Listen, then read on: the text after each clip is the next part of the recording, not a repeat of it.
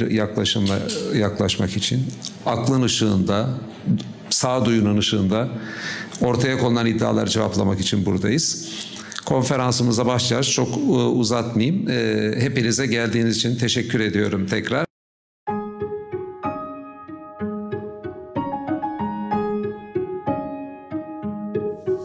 Değerli konuklar, hepiniz hoş geldiniz. Antalya Bilim Felsefe Din Vakfı olarak Antalya'da olmaktan, sizle buluşmaktan biz çok mutluyuz. Felsefe Din Vakfı olarak Antalya'da olmaktan, sizle buluşmaktan biz çok mutluyuz. Umarım siz de bundan mutlu olursunuz, zevk alırsınız. Buradaki konferanstan herkes yeterince faydalanabilir. Bilim Felsefe Din Vakfı olarak özelliğimiz hem bilimi, hem felsefeyi, hem dini 3 alanı da ciddiye almak ve 3 alanı ciddiye alan akademik çalışmaları desteklemek, bunlarla ilgili insanların yetişmesine öncülük etmek, bununla ilgili kitapların yayınlanmasını desteklemek, konferansların yapılmasını, panellerin yapılmasını desteklemek, organize etmek, yapmak. Bu çerçevede gerek Türkiye içinde gerek Türkiye dışında, tabii daha çok merkezimiz Türkiye'de olduğu için daha çok Türkiye içinde konferanslar düzenliyoruz. Bunlardan bir tanesini de Antalya'da sevgili dostlarımızın da katkısıyla yapmış olmaktan mutluyuz. Öncelikle bu güzel salonu bize veren, burada toplantı yapmamızı sağlayan herkese teşekkür ediyorum. Ve özellikle de bu organizasyonu büyük yükünü çeken Hatice Öz Hanım'a teşekkür ediyorum. Hepiniz sağ olun. Böyle güzel bir salonda olmak, Antalya'da olmak bizim için zevk. Arkadaşlar, bugünkü konumuz da çok uzatmayacağım. 1-2 dakika konuşup hemen geçeceğiz. Burada Hristiyanlık konusunda uzman olan, bu konuda çalışmalar yapmış arkadaşlar var. Moderatörümüz Fatih Ergenekon hocamız olacak. Yasin Kara hocamız kelamcı, Hristiyanlık üzerine tez yapmış, bu konuda uzman birisi. Zafer Duygu hocamız bana göre zaten Türkiye'deki Hristiyanlık konusundaki en önemli uzmanlardan birisi. Dinler tarihi uzmanı. Emre Dorman hocamız da televizyonlardan çoğunuz tanıyorsunuz, kelamcı. Kendisinin bu konuda yine çalışmaları var. Ben de bir felsefeci olarak Caner Taslaman burada katkı sunmaya çalışacağım. Fatih Ergenekon hocamızın hazırladığı soruları, bizde de danışıp hazırladığı soruları burada bize yöneltecek. Biz de bunları kısa kısa, böyle bir uzun sunum yerine kısa kısa soruları cevaplayarak, birkaç soru hepimize sorarak bilgilerimizi aktarmaya çalışacağız. Dünya nüfusunun yarısından çok daha fazlası ya Müslüman ya Hristiyan. Tabii ki Hristiyanların da kendine has fikirleri var. Hristiyan misyonerler de birçok yerde çalışma içindeler. Antalya'da buna dahil. Bu bölgelerde de çalışmalarda bulunuyorlar. Birçok kimseler kendi fikirlerini aktarıyorlar. Cevaplarını vermek için bugün buradayız. Madem ki böyle bir vaka var, Antalya'da ve birçok yerde fikirlerini beyan ediyorlar. Bizim de ne yazık ki ilahiyat camiasından biz bunlarla ilgili gerekli çalışmaları göremiyoruz. O zaman biz falancadan sen niye bunu yapmıyorsun, şunu niye etmiyorsun, şuna niye cevap vermedin diyecek halimiz yok. Biz de felsefeciler, ilahiyatçılar olarak bu konudaki kendi bilgimizi aktarmak için buradayız. Yani bu iddialara cevap vermek üzere, İslami bir bakışla cevap vermek için, felsefi bir yaklaşımla yaklaşmak için, aklın ışığında, sağduyunun ışığında ortaya konulan iddiaları cevaplamak için buradayız. Konferansımıza başlayacağız. Çok uzatmayayım. Hepinize geldiğiniz için teşekkür ediyorum tekrar. Ve Fatih Ergenekon hocamızın soruları yöneltmesiyle başlıyoruz. Masadan soruları cevaplayacağız biz. Sizden soru sormak isteyen varsa arkadaşlarımız konferansın sonlarına doğru ortada olacaklar. Kağıt kalem alıp onlardan yazarak iletebilirsiniz. Onlardan seçilenleri biz burada okuyacağız. Onları, yani bir kısmını, kaç soru gelir bilmiyorum, cevaplamaya da çalışacağız. Evet Fatih hocam, sizdeyiz. Selamlar, hoş geldiniz tekrardan. Ve biz de hoş geldik, hoş bulduk. Sağ olun. Çok kısa akış hakkında size bilgi vereyim. Misafirlerimize, hocalarımıza üçer tane soruyu yönelteceğim. 10'ar dakikalık bir konuşma olacak. Daha sonrasında da yazılı olarak sorularınızı bize iletebileceksiniz. En son konuşmadan sonra da istediğimiz hocamıza istediğimiz soruyu yazılı olarak sizlerden almış olacağız. Şimdi hemen aslında Zafer hocamla başlamak istiyorum. Şimdi sevgili hocam, Hazreti İsa anlatılarına baktığımız zaman Hristiyanların bir Mesih tasavvuru var. Bir de biz Müslümanların Kur'an'dan bir Hazreti İsa tasavvurumuz var. Peki tarihsel anlamda Hazreti İsa'ya göz atacak olursak hangi tasavvur daha gerçekçi ve ayakları yere basan bir algı diye başlasak buyurun. Yani Kur'an'la yeni ahit ve Hristiyanlık anlayışını karşılaştırma anlamında soruyorsun sanırım. Evet, ben de öncelikle Bilim Felsefe ve Din Vakfı'na ve bu organizasyonda emeği geçen herkese çok çok teşekkür ediyorum. Burada olmaktan çok mutluyuz. 10 dakika mı konuşma şeyimiz? Evet, her bir soru için 10'ar dakikalık süremiz var. Şimdi tabii Hazreti İsa dinler tarihinin en önemli figürlerinden bir tanesi ve farklı dinlerin birçok farklı dinin kendine özgü bakış açısı bağlamında farklı dinler arasında bir anlaşmazlık konusu. İslam Hazreti İsa ile ilgili bir tasavvura sahip. Hristiyanlık Hazreti İsa ile ilgili kendine özgü tasavvurlara sahip. Hatta Yahudiler bile miladi 2. 3. 4. yüzyıllarda Hazreti İsa ile ve annesiyle ilgili birçok kayıt oluşturmuş. İsa ile ilgili birçok konunun biz tartışmalı olduğunu, onun misyonunun, yeryüzündeki varlığının sebebinin hepsinin sorunlu olduğunu ve tartışmalı olduğunu görüyoruz. Tabii burada bizim için temel nokta İslam'ın Hazreti İsa ile ilgili tasavvuru, Hristiyanlığın Hazreti İsa ile ilgili tasavvuru ve modern bilimsel araştırmalar acaba hangisine yakın duruyor? Yani Hristiyanlığın İsa'sına destek mi veriyor yoksa İslam'ın, Kur'an-ı Kerim'in İsa'sına mı daha yakın duruyor? Aslında belki biraz daha bugün üzerinde duracağım konu ilk soru bağlamında burası olacak. Biz her şeyden önce çok kısa teknik birkaç bilgi vereyim. Hristiyanlık, geleneksel Hristiyanlık Hazreti İsa'nın bir tanrı olduğunu düşünüyor. Teslis diye bir uluhiyet prensibi söz konusu. Tanrılık olgusunun baba oğul kutsal ruhtan oluştuğu söyleniyor. Bunu Yunanca'da bir us ya da 3 hipostas istiyorlar. Yani bir özü oluşturan, bir tanrısal varlığı oluşturan 3 ayrı şahsiyet diyorlar. Ve İsa'nın pre-existence diyorlar. Yani varlık öncesi yaratıldığı ya da ilk andan itibaren babayla birlikte, yani Tanrı ile birlikte var olduğu ve tas tamam bir Tanrı olduğu, bütün evrenin onun aracılığıyla yaratıldığı, onun yeryüzüne bir Tanrı oğlu olarak insanlığı günahtan aklamak için geldiği şeklinde bir takım kabuller var. Teslis akidesi her ne kadar baba, oğul ve kutsal ruh diye üçlü bir yani tanrısallık olgusundan müteşekkil ise de biz aslında kilisede ritüellere baktığımızda, ayinlere baktığımızda Mesih figürünün her zaman daha önde olduğunu görüyoruz.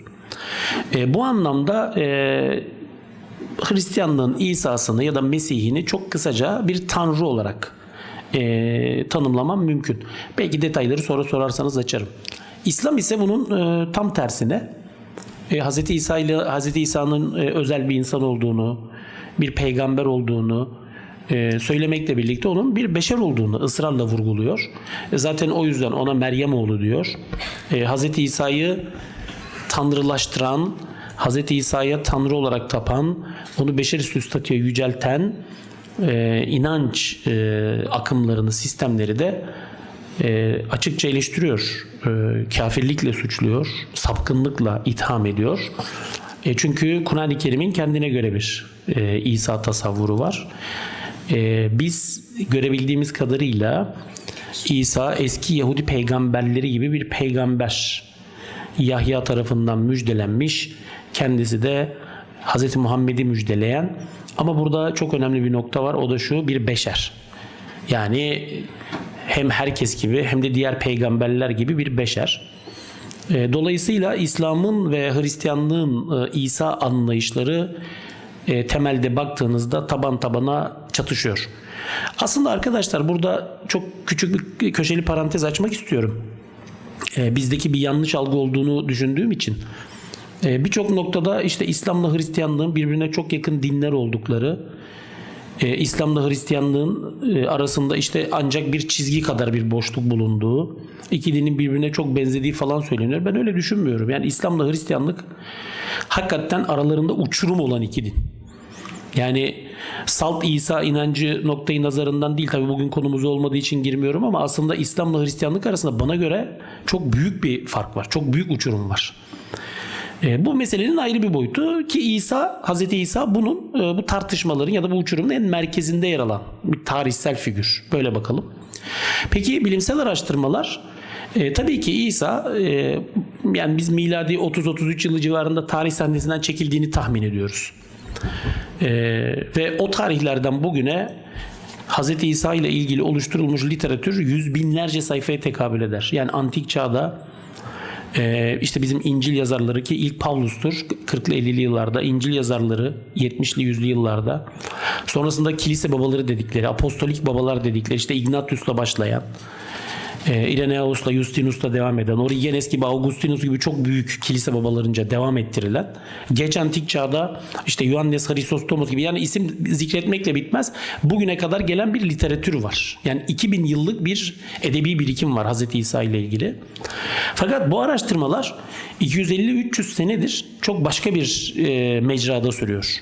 Çünkü artık modern anlamda bilim diye bir mefhum var. Modern bilim ve modern tarih araştırmaları belirli kriterleri, belirli kıstasları, belirli özel yöntem ve teknikleri esas alan araştırmalar var. Bu bizim aslında aydınlanma sonrasında ve Batı dünyasında Almanya merkezli olarak karşımıza çıkan yeni bir paradigma.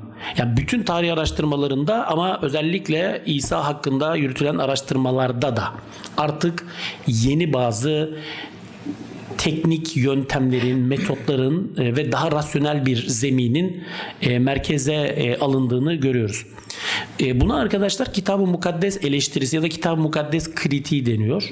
Kitab-ı Mukaddes eleştirisi başlığı altında birçok yöntemle biz tarihsel İsa'ya ulaşmaya çalışıyoruz. Yani İsa'nın kim olduğu sorusunu cevaplamaya çalışıyoruz. Bunu 250-300 senedir yapıyoruz. Ki bunu ilk yapan adam 1776'da Hermann Reimarus'ta, Alman. Hala da bu süreç devam ediyor. Tabii çok geniş bir literatür oluştu. Çok geniş bir modern literatür oluştu. Fakat bu modern literatürün eski araştırmalardan farkı şu: artık modern bilimsel yöntemlerle biz İsa'nın kim olduğunu aramaya başladık.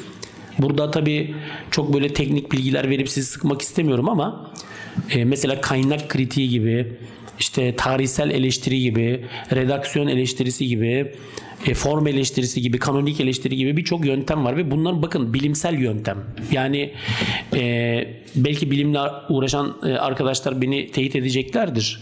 Mesela siz bir insan hakkında bir görüş ileri sürerseniz ve bunun umumiyetle sizin inancınız tarafından şekillendirilmiş olan bir görüş olması çok muhtemeldir. Hayır, burada ondan bahsetmiyorum. Yani evet, biz Müslümanların bir kanaati vardır, Hristiyanların bir kanaati vardır, Yahudinin bir kanaati, hepsi. Hayır, bunları kastetmiyorum. Burada modern bilimsel verilerden bahsediyorum. Yani bizim elimize gerçekten de somut çıktılar olarak dönüşü olan yöntemlerden bahsediyorum.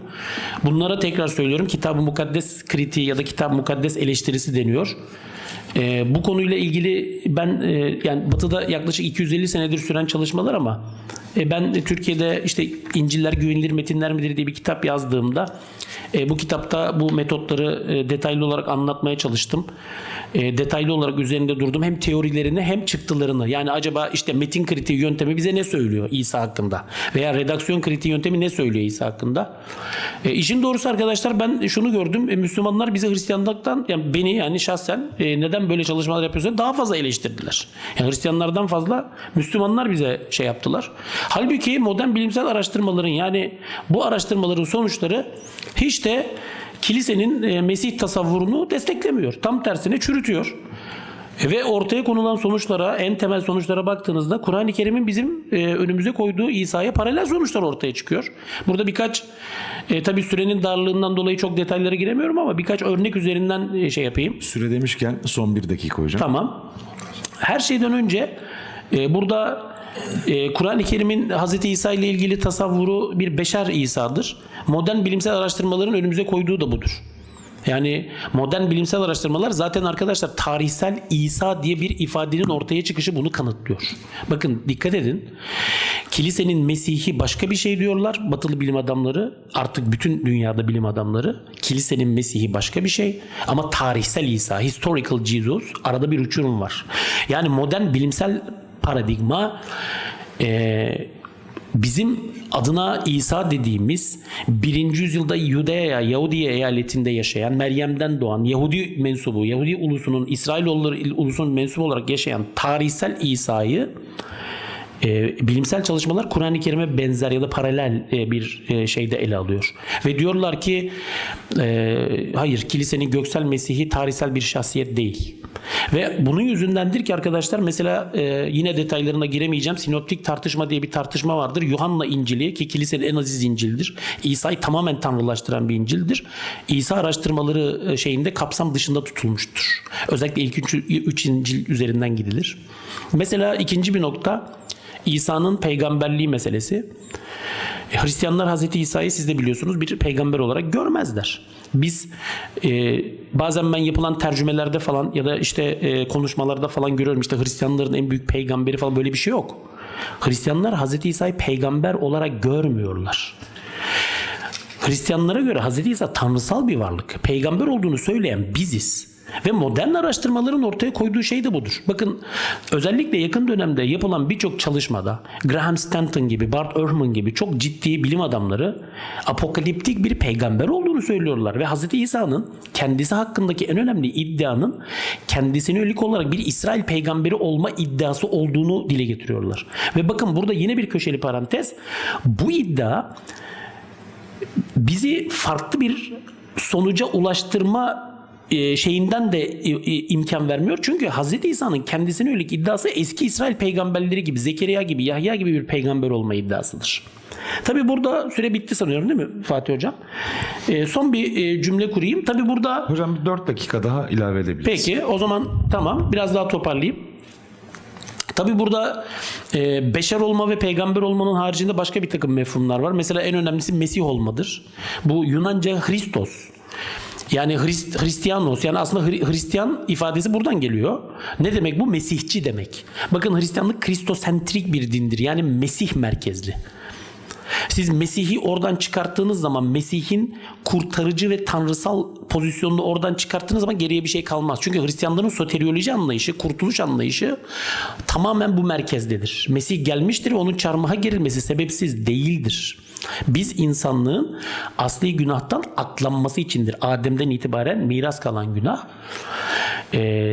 Ve Mesih ifadesine, Mesih ünvanına Hristiyanlık bu anlamda göksel kurtarıcılık misyonu biçer. Tanrı oğlu İsa'nın yeryüzüne gelip insanlığın günahına kefaret olmak üzere kendi kanını ve canını çarmıh üzerinde feda etmesi. Peki Hz. İsa acaba yaşamı sırasında böyle bir şey söylemiş mi? Peki Hz. İsa acaba yaşamı sırasında ben Tanrıyım demiş mi? Peki Hz. İsa acaba hayatı sırasında ben insanlığın işte tanrısal bir figürüm veya tanrısal bir hipostasisim falan demiş mi? Hayır. Ya, bilimsel araştırmalar özellikle Kitab-ı Mukaddes eleştirisi kapsamında kullanılan yöntemlerin bizim önümüze koyduğu İsa bunların hiçbir tanesine evet demiyor. Evet, çok muhafazakar. Bazı bilim adamları hala geleneksel kilise tezlerini ileri sürmeye devam ediyorlar. Fakat arkadaşlar inanın, belki içinizde bu alana meraklı olanlar varsa lütfen açın bakın 1770'lerden itibaren üretilmiş modern literatüre. Evet, belki içinizde bazılarınız, çünkü yani mesela beni eleştirenler bazen şöyle eleştirilerde bulunuyorlar. Diyorlar ki ya olur mu? Bakın diyorlar modern literatüre, kimisi İsa'yı işte bir şifacı, bir din vaizi, kimisi efendim işte bir peygamber figürü, kimisi efendim ilk proto sosyalist, kimisi proto feminist, herkes başka bir şey. Evet de sonuçta hepsinin ulaştığı nokta beşer bir İsa'dır. Ya bu noktayı gözden kaçırıyorsunuz yani. Tamam yani onun biz X mi Y mi falan onu ama sonuçta beşer bir İsa, insan bir İsa'dır. Hepsinin, bütün araştırmacıların ortak görüşü budur yani. Onunla birlikte yine Hristiyanlıkta Tanrı oğlu nosyonu İslam tarafından kat'i surette reddedilir ve biz hatta Yeni Ahit'teki Tanrı oğlu kullanımlarının bile İsa'nın tanrısallığına işaret etmediğini bugün biliyoruz. Bunu da modern bilimsel araştırmalar ortaya koydular. Çünkü Tanrı oğlu ifadesi pagan dünyada, antik çağda her ne kadar ilahi varlıkları çağrıştırıyor idiyse de İsa aslında bir Yahudiydi ve Yahudiler de bu tabiri kullanıyorlardı. Mesela bütün İsrailoğulları Tanrı'nın çocuklarıdır. Mesela İsrail'in hükümdarları Tanrı'nın çocuklarıdır. İsa'nın da biz bu anlamda bu ünvanı, İsa'ya bu anlamda bu ünvanla seslenildiğini bugün net olarak biliyoruz. Yani İsa'ya Tanrıoğlu denilmesi Hristiyan dünyanın bugünkü Tanrıoğlu nosyonunu karşılamıyor. Orada başka bir şey var. Vesaire vesaire. Son cümlemi şöyle kurayım. Modern bilimsel araştırmalar, özellikle 18. yüzyılın ikinci yarısından beri yapılan bilimsel araştırmalar, eğer Hristiyanlık ve İslam'ın İsa tasavvuru eksenli değerlendirilecek olursa bu araştırmalar kesinlikle ve kesinlikle Hristiyanlığın Mesih tasavvurunu çürütmekte ve önümüze İslam'ın Mesih tasavvuruna daha yakın bir portre koymaktadır. Teşekkür ederim.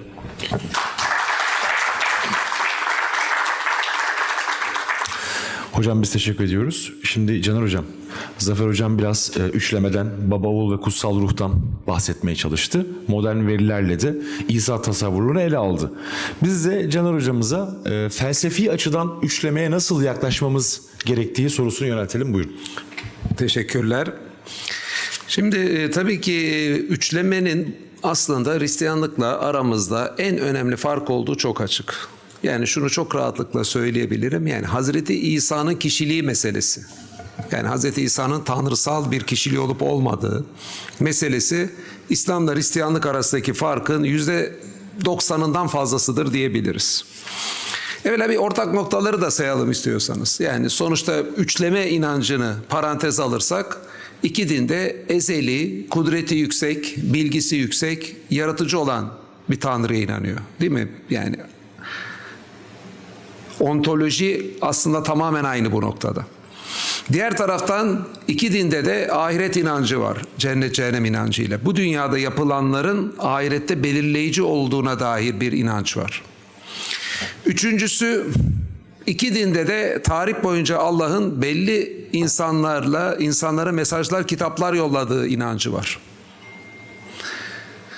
Nitekim Hristiyanlıkta tabii Hristiyanlıkla ilgili bir meseleyi burada açıklığa kavuşturmamız lazım. Hem benim hem diğer hocalarımın konuştuklarında bu mesele anlaşılmazsa, çünkü birçok konu eksik kalacaktır.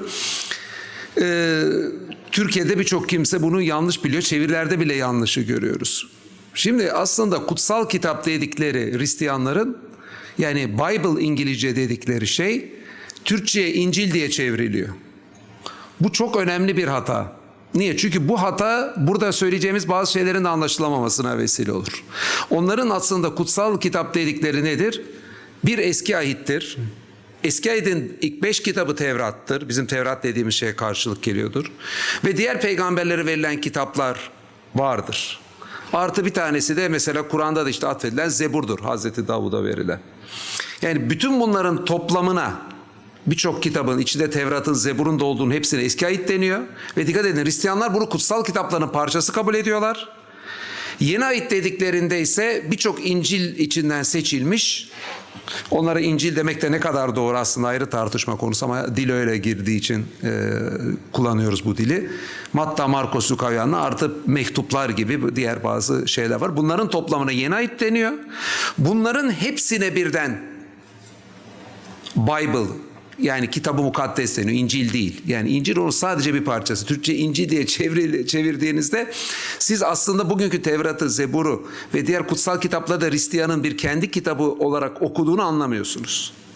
Oysa bir Hristiyanın da zihninde bir peygamberler zinciri halkası var. O eski ayetteki o ifadeler onların kutsal kitabı olduğu için onları bağlayıcı. Bu meseleye sonradan geleceğim. Ama yani kısacası iki dinde de, İslam'da da Hristiyanlıkta da Allah tarih boyunca bir peygamberler zinciriyle, değil mi? Hazreti İbrahim, işte Hazreti İshak, Hazreti Nuh gibi, Hazreti Musa gibi birçok peygamberle tarih boyunca aynı mesajları yolladı. Fikri de aynı. Allah'a ahiret inancının dışında. Baktığımızda birçok ibadet de aynı. Yani dua etmek, belli şekilde farklı da olsa ritüelleri, hacca gitmek gibi ibadetlerinde ortak olduğunu görüyoruz. Diğer taraftan ahlaki kurallar, işte öldürmeyeceksin, çalmayacaksın, yalan söylemeyeceksin, zina yapmayacaksın, ticarette kimseyi aldatmayacaksın gibi kurallara baktığımızda bunlar da iki dinde ortak. Yani Allah inancı, ahiret inancı bu kadar. Yani aslında çok geniş bir ortak zemin var. Ama Zafer Hocam'ın da dediği gibi arada büyük bir uçurum açan da bir mesele var ki bu işte Hazreti İsa'nın kişiliğiyle ilgili çıkıyor. Kişiliğiyle ilgili mesele. Nedir? Hristiyanlıkta Allah'a tek Allah, biz şimdi Hristiyanların üçleme inancı da Hristiyanların bir kısmı bile zor anlıyor ama yani ülkemizde de oldukça yanlış anlaşıldığını bildiğim için bir kere daha ne demek istediklerini anlatmaya çalışacağım. Tanrı tek Tanrı'dır. Biz monoteistiz diyorlar.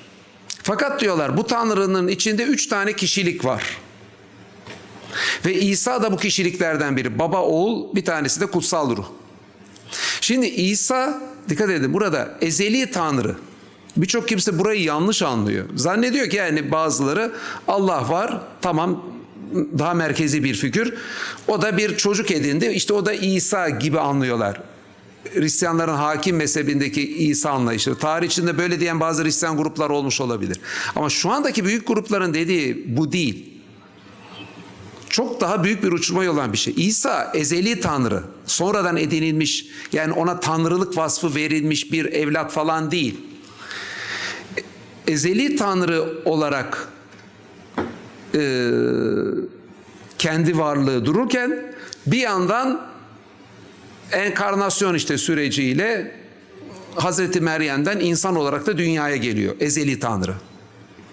Ve aynı zamanda %100 insan doğasına da sahip, %100 de ezeli Tanrı aynı zamanda İsa. Şimdi burada tabii Fatih Hocam'ın da sorduğu soruda felsefi soru ne? Aslında matematiğin çok basit ilkelerine işte Hristiyanlığın en temel inancı ters. Ya bu nedir? 1 eşit değildir 3. Evet biz tevhid diniyiz, yani biz de monoteistiz diyorlar. Fakat 3 tane ayrı kişiyi, İsa'yı, babayla işte Tanrı, bizim Allah dediğimize karşılık kullandığını düşünebiliriz. İsa'yı, kutsal ruh, üçünü de Tanrı görüyorlar. Yani kişi olarak ifade ediyorlar. Bu üçünün de ayrı kendi işlevleri var. 3 tane ayrı şey tarif ettiğinizde bu tek olmuyor, yani 1 eşit değildir 3. Siz ne kadar burada işte burada 3 persona, 3 kişilik bir substance, cevher falan gibi böyle daha felsefi süslü cümleler yapın. Aslında 1 eşit değildir 3 gibi çok basit, herkesin anlayacağı mantıksal bir ilkeyi, en temel şeyi çiğnemiş oluyorsunuz. Bu da felsefi açıdan yani bu doktrinin yeterince iyi olmaması için, yani doğru olmaması için yeterli. Üstelik tarih boyunca bu bahsedilen ve Hristiyanlığın da kabul ettiği peygamberler zincirine bakıyoruz. Hazreti İbrahim'le işte Musa'yla Nuh'la daha evvel gelen zincirde Tanrı'nın tek Tanrı olduğu ifade edilmiş ve bununla insanların bu fikre tabi olup kurtulacağı söylenmiş. Dikkat edin, bunu Hristiyanlar da söylüyor. Niye? Çünkü eski ayeti kabul edince mecburen bunu söylüyorlar. Peki üçleme bu kadar merkezi bir doktrinse tarih boyunca neden Hazreti İbrahim'in ifadelerinde, işte eski ayette bu karşımıza çıkıyor, Hazreti İbrahim'in ağzından çıkan ifade ve Hazreti Musa'dan çıkan ifadelerde, Zebur'da niye Davud'un ağzından çıkan ifadelerde, Eyüp kitabında niye Eyüp'ten bu ifade çıkmıyor? Çünkü yani üçleme eğer doğru olsaydı ontolojik açıdan bu evrenle ilgili, yani varlık açısından diyeyim, felsefi terimlerin biraz açıklamaya çalışayım. Yani varlık açısından bu olabilecek en temel doktrin olurdu üçleme. Eğer ki bir gelen peygamber, Hristiyanların da kabul ettiği, diyelim ki Hazreti İbrahim veya Nuh, bu en temel doktrini açıklamıyorlarsa o zaman bu doktrinin önemli olduğunu nasıl iddia edebiliriz ki? Temel bir doktrin olduğunu nasıl iddia edebiliriz? Ama kendileri de bunu söylüyorlar işte. Hazreti İbrahim'le Musa'ya mesela bir Hristiyana sorsanız, üçlemeyi kabul eden bir Hristiyan, yani böyle Katolik, Protestan merkezden, üçlemeyi kabul etmeyenler de var. Onları Zafer Hocam ve diğer hocalarım anlatacaktır. Girmek istemiyorum.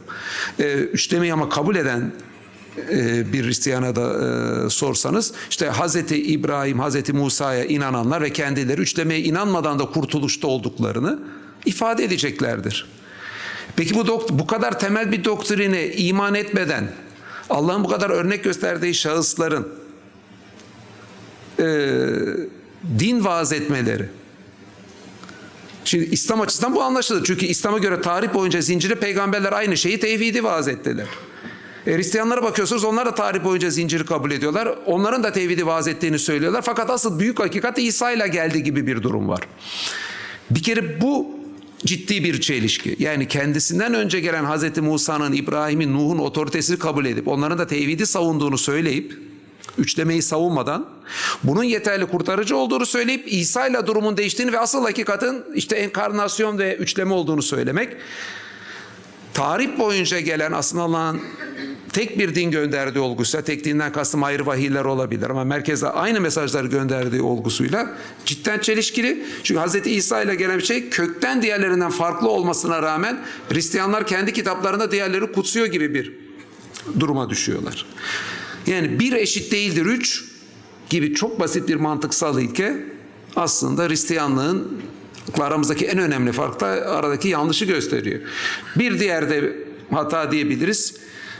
Yani %100 insansa birisi %100 Tanrı olamaz. %100 Tanrıysa da %100 insan olamaz. İsa hem oydu %100 hem oydu %100 Tanrı demek, yani değil mi, felsefedeki en basit mantık kullanılacak şey mantıktır değil mi felsefe yaparken? Mantıktaki en temel işte ilkelerle zıtlaşmak demek. Yani ikisi birden %100 olamaz. Peki bir Hristiyan buna ne diyor acaba diyebilirsiniz? Veya üçlemeye ne diyor olabilirsiniz? İşte söylediği şey, it's a great mystery. Wow. Yani benim bunca yıldır işte Hristiyan arkadaşlarımız da var konuştuğumuz konular, yani daha çok felsefeci, bu işi savunan misyoner arkadaşlar. Ya bu gerçekten çok büyük bir gizem falan gibi bir dışında bir şey duymadım. Ama burada zaten yani olabilecek en temel fark bu, işte bir büyük gizemdir, burada mistisizm var deyip böyle bir üflemeyle üstü kapatılabilecek bir mesele değil. Asıl aradaki sorun bu zaten. Yani üçlemesiz bir tevhid inancı mı, tevhidde yamanmaya çalışılan bir üçlemenin mi asıl olduğu İslam'la Hristiyan arasındaki zaten en temel mesele. Yani geri kalan meseleleri toplasanız demin dediğim gibi yani ahlak ilkelerinde, ibadetlerde, Allah inancında, yani üçleme katılmadan Allah inancında zaten bir fark bulmayacaksınız. Kısacası yani felsefenin bence böyle en temel şeylerine baktığımızda, mantığın ilkelerine, Hristiyanlığın üçleme inancı veya %100 insanla %100 Tanrı'yı tek kişide buluşturma inancı çelişiyor. Ayrıca ezeli Tanrı olarak bir kişiyi düşündüğümüzde, değil mi, İsa'yı öyle tarif ediliyor ezeli Tanrı olarak. İsa'nın ne yaptığına bakıyoruz. Yiyor, içiyor. İnsanlar tarafından zorda bırakılıyor, üzülüyor. Yani ezeli Tanrı olacak güçte sahip bir kimsenin böyle yemek, içmek, bedensel zayıflıkları olması gibi bir şey de mantıksal tutarlığa sahip değil. Üstelik Hristiyanların kendisinin kabul ettiği eski ayetteki peygamberin anlattığı Tanrı inancıyla da uyumlu değil. Üstelik buna da tabii ekleyeceğimiz bir şey, ezeli bir Tanrı'nın yine Tanrı'ya dönüp dua etmesi, iyi bir tek O'dur, bana iyi demeyin demesi, böyle bir şey demesi veya ona dua etmesi, ondan yardım istemesi, ki buna yeni ayette baktığımızda, İncil'de baktığımızda böyle ifadeleri görüyorsunuz. Mantık açıdan bu da beklenmez. Zaten ezeli Tanrı kendisi ise, ki öyle diyor deniyor üçlemede, o zaman işleri kendisi çözebilir. Hele ben iyi, yani ezeli olan bir varlığın kendisinin tam iyi olamayacağını düşünmek de bir eksik. İnsan olarak herkeste bir eksiklik olabilir, bir zaaf olabilir zamanda, peygamberlerde bile. Ama ezeli olan Tanrıysa İsa, o zaman onda böyle bir şey beklenmemesi gerekir. Ama İncil'deki ifadelere baktığımızda bana iyi demeyin, işte bir tek Allah iyidir gibi ifadelere rastlıyoruz. Evet, benim diyeceklerim bu kadar. Yeri geldikçe diğer hususlara da, diğer sorularda girmeye çalışacağım şimdi. Teşekkür ediyoruz. Tabii Caner Hocam meseleyi felsefi açıdan ele aldı. 1 eşit değildir 3. %100 insan ya da %100 Tanrı gizeminden, sırrından biraz bahsetti ve ezeli Tanrı'nın bedenlenmesine vurgu yaptı. Zafer Hocam ise modern bilimden yola çıkmıştı. Biz de şimdi Emre Dorman Hocama Kur'an-ı Kerim'in Yahudi ve Hristiyanlara genel itibariyle biraz bakışını soralım. Buyurun hocam. Evet, teşekkür ediyorum. Hoş geldiniz diyorum ben de. Organizasyonda emeği geçen değerli dostlara da tekrar teşekkürler. Çok çok önemli bir konu olduğunu inanıyorum. Özellikle burada yaşayan, tanıdığımız dostlarımızın da ifade ettiği Antalya'da bu tarz misyonerlik faaliyetlerinin yoğun bir şekilde gerçekleştiği bilgisini aldığımız için özellikle burada Antalya'da bunu yapmak istedik. Tabii aslında burada bir işte dinler arası bir işte karşılaştırma, biz iyiyiz o kötü falan tarzında bir şey yapmayacağımızı biliyorsunuzdur, tahmin ediyorsunuzdur. Ama burada bir aslında ciddi problemimiz var, sorunumuz var. Nedir bu problemimiz, sorunumuz? Hemen her fırsatta, her programda, kitap çalışmalarında, konferanslarda ifade etmeye çalıştığımız bir şey. O da şu: bugün yeryüzünde maalesef ki işte yaşayan Müslümanların önemli bir çoğunluğu İslam'ı doğru bir şekilde tanıyıp yaşamıyor. İslam hakkındaki bilgimiz oldukça yetersiz, çok yüzeysel ya da aslında dinde hiç olmayan bir takım şeylerin din zannedilmesinden kaynaklı, tırnak içerisinde üretilmiş veya uydurulmuş din diyebileceğimiz bir takım öğretilerden kaynaklı bir anlayış hakim. Kur'an-ı Kerim'e baktığımız zaman, Peygamberimizin örnek yaşantısına baktığımız zaman bambaşka bir İslam'la, bambaşka bir dinle karşılaşıyoruz. Bugün yaygın olarak İslam dünyasına, Müslüman dünyaya, Müslümanların yaşantısına baktığımız zaman bambaşka bir İslam'la ve dinle karşılaşıyoruz. Tabii durum böyle olunca özellikle Müslüman ailelerin gençleri, çocukları önemli ölçüde Kur'an-ı Kerim'e ve Peygamberimizin örnek yaşantısına bakıp İslam hakkında fikir sahibi olmaktansa Müslümanların yaşantısına bakarak İslam'ı değerlendiriyor. Bugün Müslüman dünyanın işte bilimde, teknolojide, felsefede, eğitimde, sanatta aklınıza gelebilecek hemen birçok alanda geri kalmışlığını dikkate alarak demek ki İslam modern dünyaya hitap eden bir inanç değil.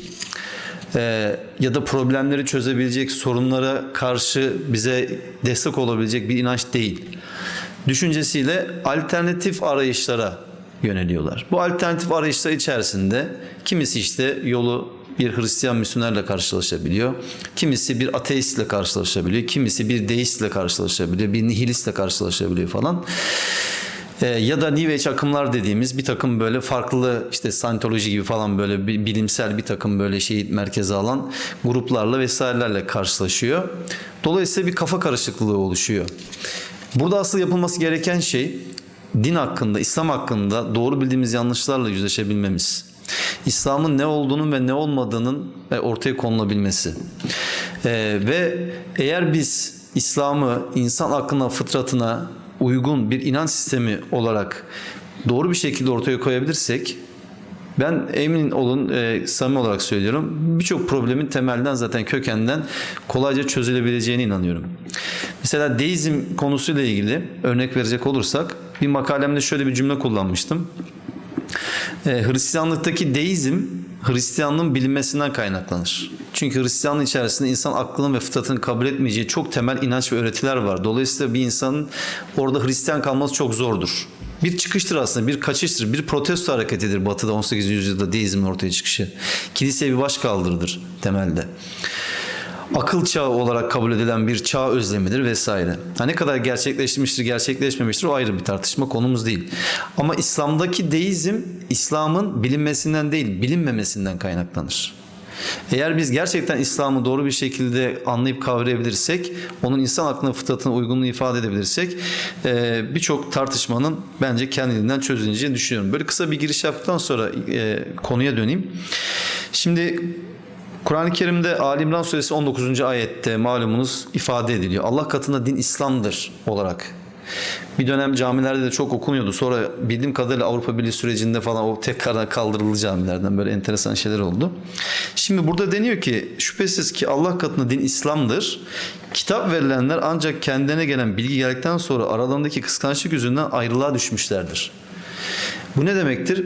Aslında Hazreti Adem'den Peygamberimiz Hazreti Muhammed'e kadar gelen bütün Nebi ve Resuller ortak bir inancı getirmişlerdi. Bu ortak inancın ismi Kur'an-ı Kerim dilinde İslam'dır.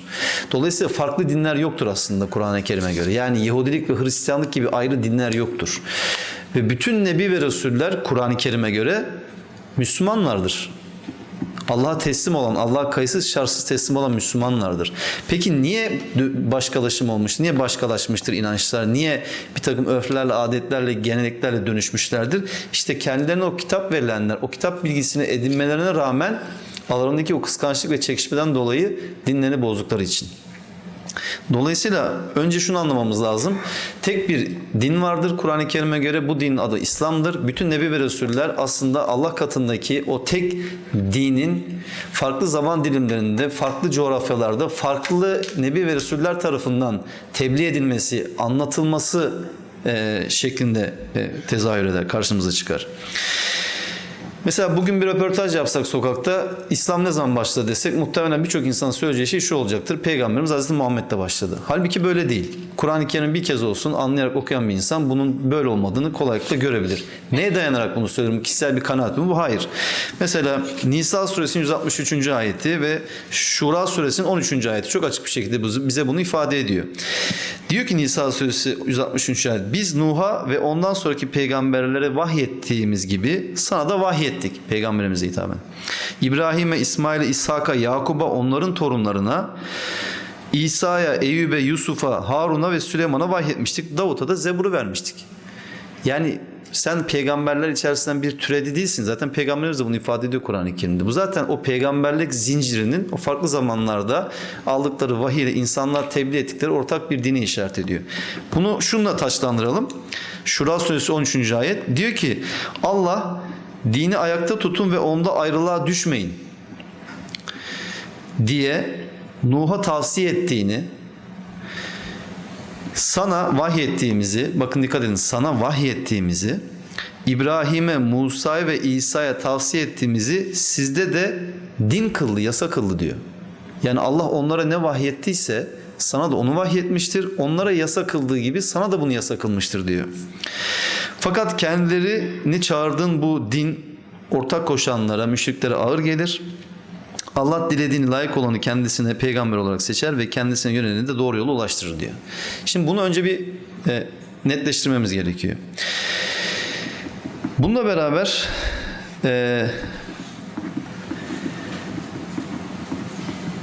Kur'an-ı Kerim'in Yahudi ve Hristiyanlara bakışını değerlendirdiğimizde şimdi öncelikle şunu anlamak lazım. Allah adaletin ve doğruluğun kaynağıdır. Allah adaletin ve doğruluğun kaynağı olduğu için Allah kimseden taraf olmaz. Allah kimseye torpil de geçmez. Yani şunu demek istiyorum. İşte Yahudi olarak dünyaya gelmek, Hristiyan olarak dünyaya gelmek işte bir dezavantajdır. Ama Müslüman olarak dünyaya gelmek bir avantajdır şeklinde bir ayrım yapmamız mümkün değildir. Önce bunu anlamak lazım. Herkes en başta kendi fıtratı üzerinden benliğini Allah'a yönlendirip yönlendirmemesi üzerinden değerlendirilir Allah katında. Çünkü Hucurat suresinde hatırlayalım diyor ki Allah sizi bir erkek ve bir dişiden yaratmıştır. Tanışıp kaynaşmanız için sizi boylara, kabilelere ayırmıştır. Allah katında en üstün olanınız takvada en ileri olanınızdır der. Yani Yahudi olanınız, Hristiyan olanınız, Müslüman olanınız, o olanınız, bu olanınız demez. Ya da erkek ya da dişi olanınız demez. Üstünlük ve takva buradadır. Dolayısıyla bir Yahudi kendisini üstün görse de bu bir şey ifade etmez. Bir Hristiyan kendisini üstün görse de bu bir şey ifade etmez. Bir Müslüman da kendisini üstün görse bu bir şey ifade etmez. Önemli olan nedir? Benliğini temiz, saf, arı, duru bir şekilde Allah'a yönlendirmesi ve o üzerinde bulunduğu inançtaki samimiyeti. Dolayısıyla bundan dolayı Kur'an-ı Kerim ayetleri de insanlara toptancı bir bakış açısıyla yaklaşmaz. Yani şöyle bir şey bulamazsınız Kur'an-ı Kerim'de. Yahudiler külliyen kötüdür. Hristiyanlar külliyen kötüdür. Müslümanlarsa iyidir. Mesela Kur'an-ı Kerim'de Yahudi ve Hristiyanların eleştirildiği, kınandığı ayetler vardır. Bu ayetlerin varlığının sebebi biz de onları kınayalım diye değildir. Onların düşmüş oldukları o hatalara düşmeyelim diyedir. Yani onlardan ders çıkartalım, ibret alalım. Dolayısıyla o hataları tekrar etmeyelim diyedir. Mesela bununla beraber Hristiyanların, Yahudilerin övüldüğü ayetler de vardı mesela Kur'an-ı Kerim'de. Yani kategorik olarak Allah iyi veya kötü olarak yaklaşmaz. İyiye iyi der, kötüye kötü der. Tabi mesela Kur'an-ı Kerim'de bize hatırlatılan bir gerçek vardır. Yahudi ve Hristiyan olanlar diyorlar ki Kur'an-ı Kerim'de Yahudi ve Hristiyan olandan başkası cennete girmeyecek. Nerede söylüyorlar bunu? Bakara suresi 111. ayette. Kitap ehli Yahudi olanlara ve Hristiyan olanlar hariç kimse asla cennete girmeyecek demişlerdir. İşte bu iddiaları kendi kuruntularıdır diyor ayet. De ki doğruysanız delilinizi getirin. Bakın Bakara 112'de ne diyor? Dikkat edin burada. Aksine kim güzel davranarak yüzünü yani benliğini Allah'a teslim ederse onun ödülü Rabbinin katındadır. Onlara herhangi bir korku yoktur. Onlar üzülmeyeceklerdir. Hani Firavun Musa Nebi'ye soruyor. Diyor ki bizden öncekilerin durumu ne olacak diyor. Hani sen geldin bize şimdi bir din anlatıyorsun ama bizden önce gelenlere bir peygamber gelmedi diyelim veya senin gibi birisi gelip uyarıda bulunmadı. Ne olacak onların durumu? Onun bilgisi Allah katındadır diyor. Rabbimin katındadır ve Rabbim unutmaz şaşırmaz. Allah herkesin Rabbidir. Herkesin Allah'ıdır. Dolayısıyla burada esas olan şey nedir baktığımızda? O işte birinin Yahudi olması veya Hristiyan olması onu doğrudan cennetlik yapmayacağı gibi birinin Müslüman olması onu doğrudan cennetlik yapmaz. Peki biz aynı hatayı yapıyor muyuz? Yani bu ayet burada duruyor olmasına rağmen biz aynı hatayı yapıyor muyuz? Yapıyoruz. Biz de diyoruz ki Müslüman ondan başkası cennete girmeyecek. Sanki cennet bizim tapulu malımız gibi. Peki biz bunu deyince bu sefer Hristiyan misyonerler bizim gençlerimize ne diyorlar? Bak görüyor musunuz sizin inancınız ne diyor? Sadece siz cennete gireceksiniz. Bizi cehennemlik yapıyorlar. Halbuki bak biz iyi insanlarız, merhametli insanlarız, sevgi dilini kullanıyoruz, insanlara iyilik yapıyoruz. Bu sefer gençler diyor ki gerçekten bunlar çok iyi insanlar. Yani niye bunlar cehenneme giriyor falan diye sorgulamaya başlıyor kafasında. Şimdi Bakara suresi 113. ayetinde bu sefer diyor ki kitabı Tevrat ve İncil'i tilavet etmekte, okuyup aktarmakta oldukları halde yani onlar Allah'ın indirmiş olduğu kitabı okuyor oldukları halde Yahudiler Hristiyanlar herhangi bir şey üzerinde doğru yolda değillerdir demişlerdir. Hristiyanlar da Yahudiler herhangi bir şey üzerinde doğru yolda değildir demişlerdir. Kitabı bilmeyenler de birbirleri hakkında tıpkı onların dediklerini söylemişlerdir. Allah onların anlaşmaz düştükleri şey hakkında kıyamet günü aralarında hüküm verecektir diyor. Şimdi dikkat edin ne yapıyorlar? Herkes tekelcilik yapmaya çalışıyor. Biz doğruyuz. Hristiyanlar mı? Onlar hiçbir şey üzerinde. Hristiyanlar mı? Yahudiler mi? Onlar hiçbir şey üzerinde değil. Eğer biz de bu şekilde bir bakış açısıyla olaya yaklaşırsak hakka, hukuka ve adalete uygun bir yaklaşım olmayacaktır.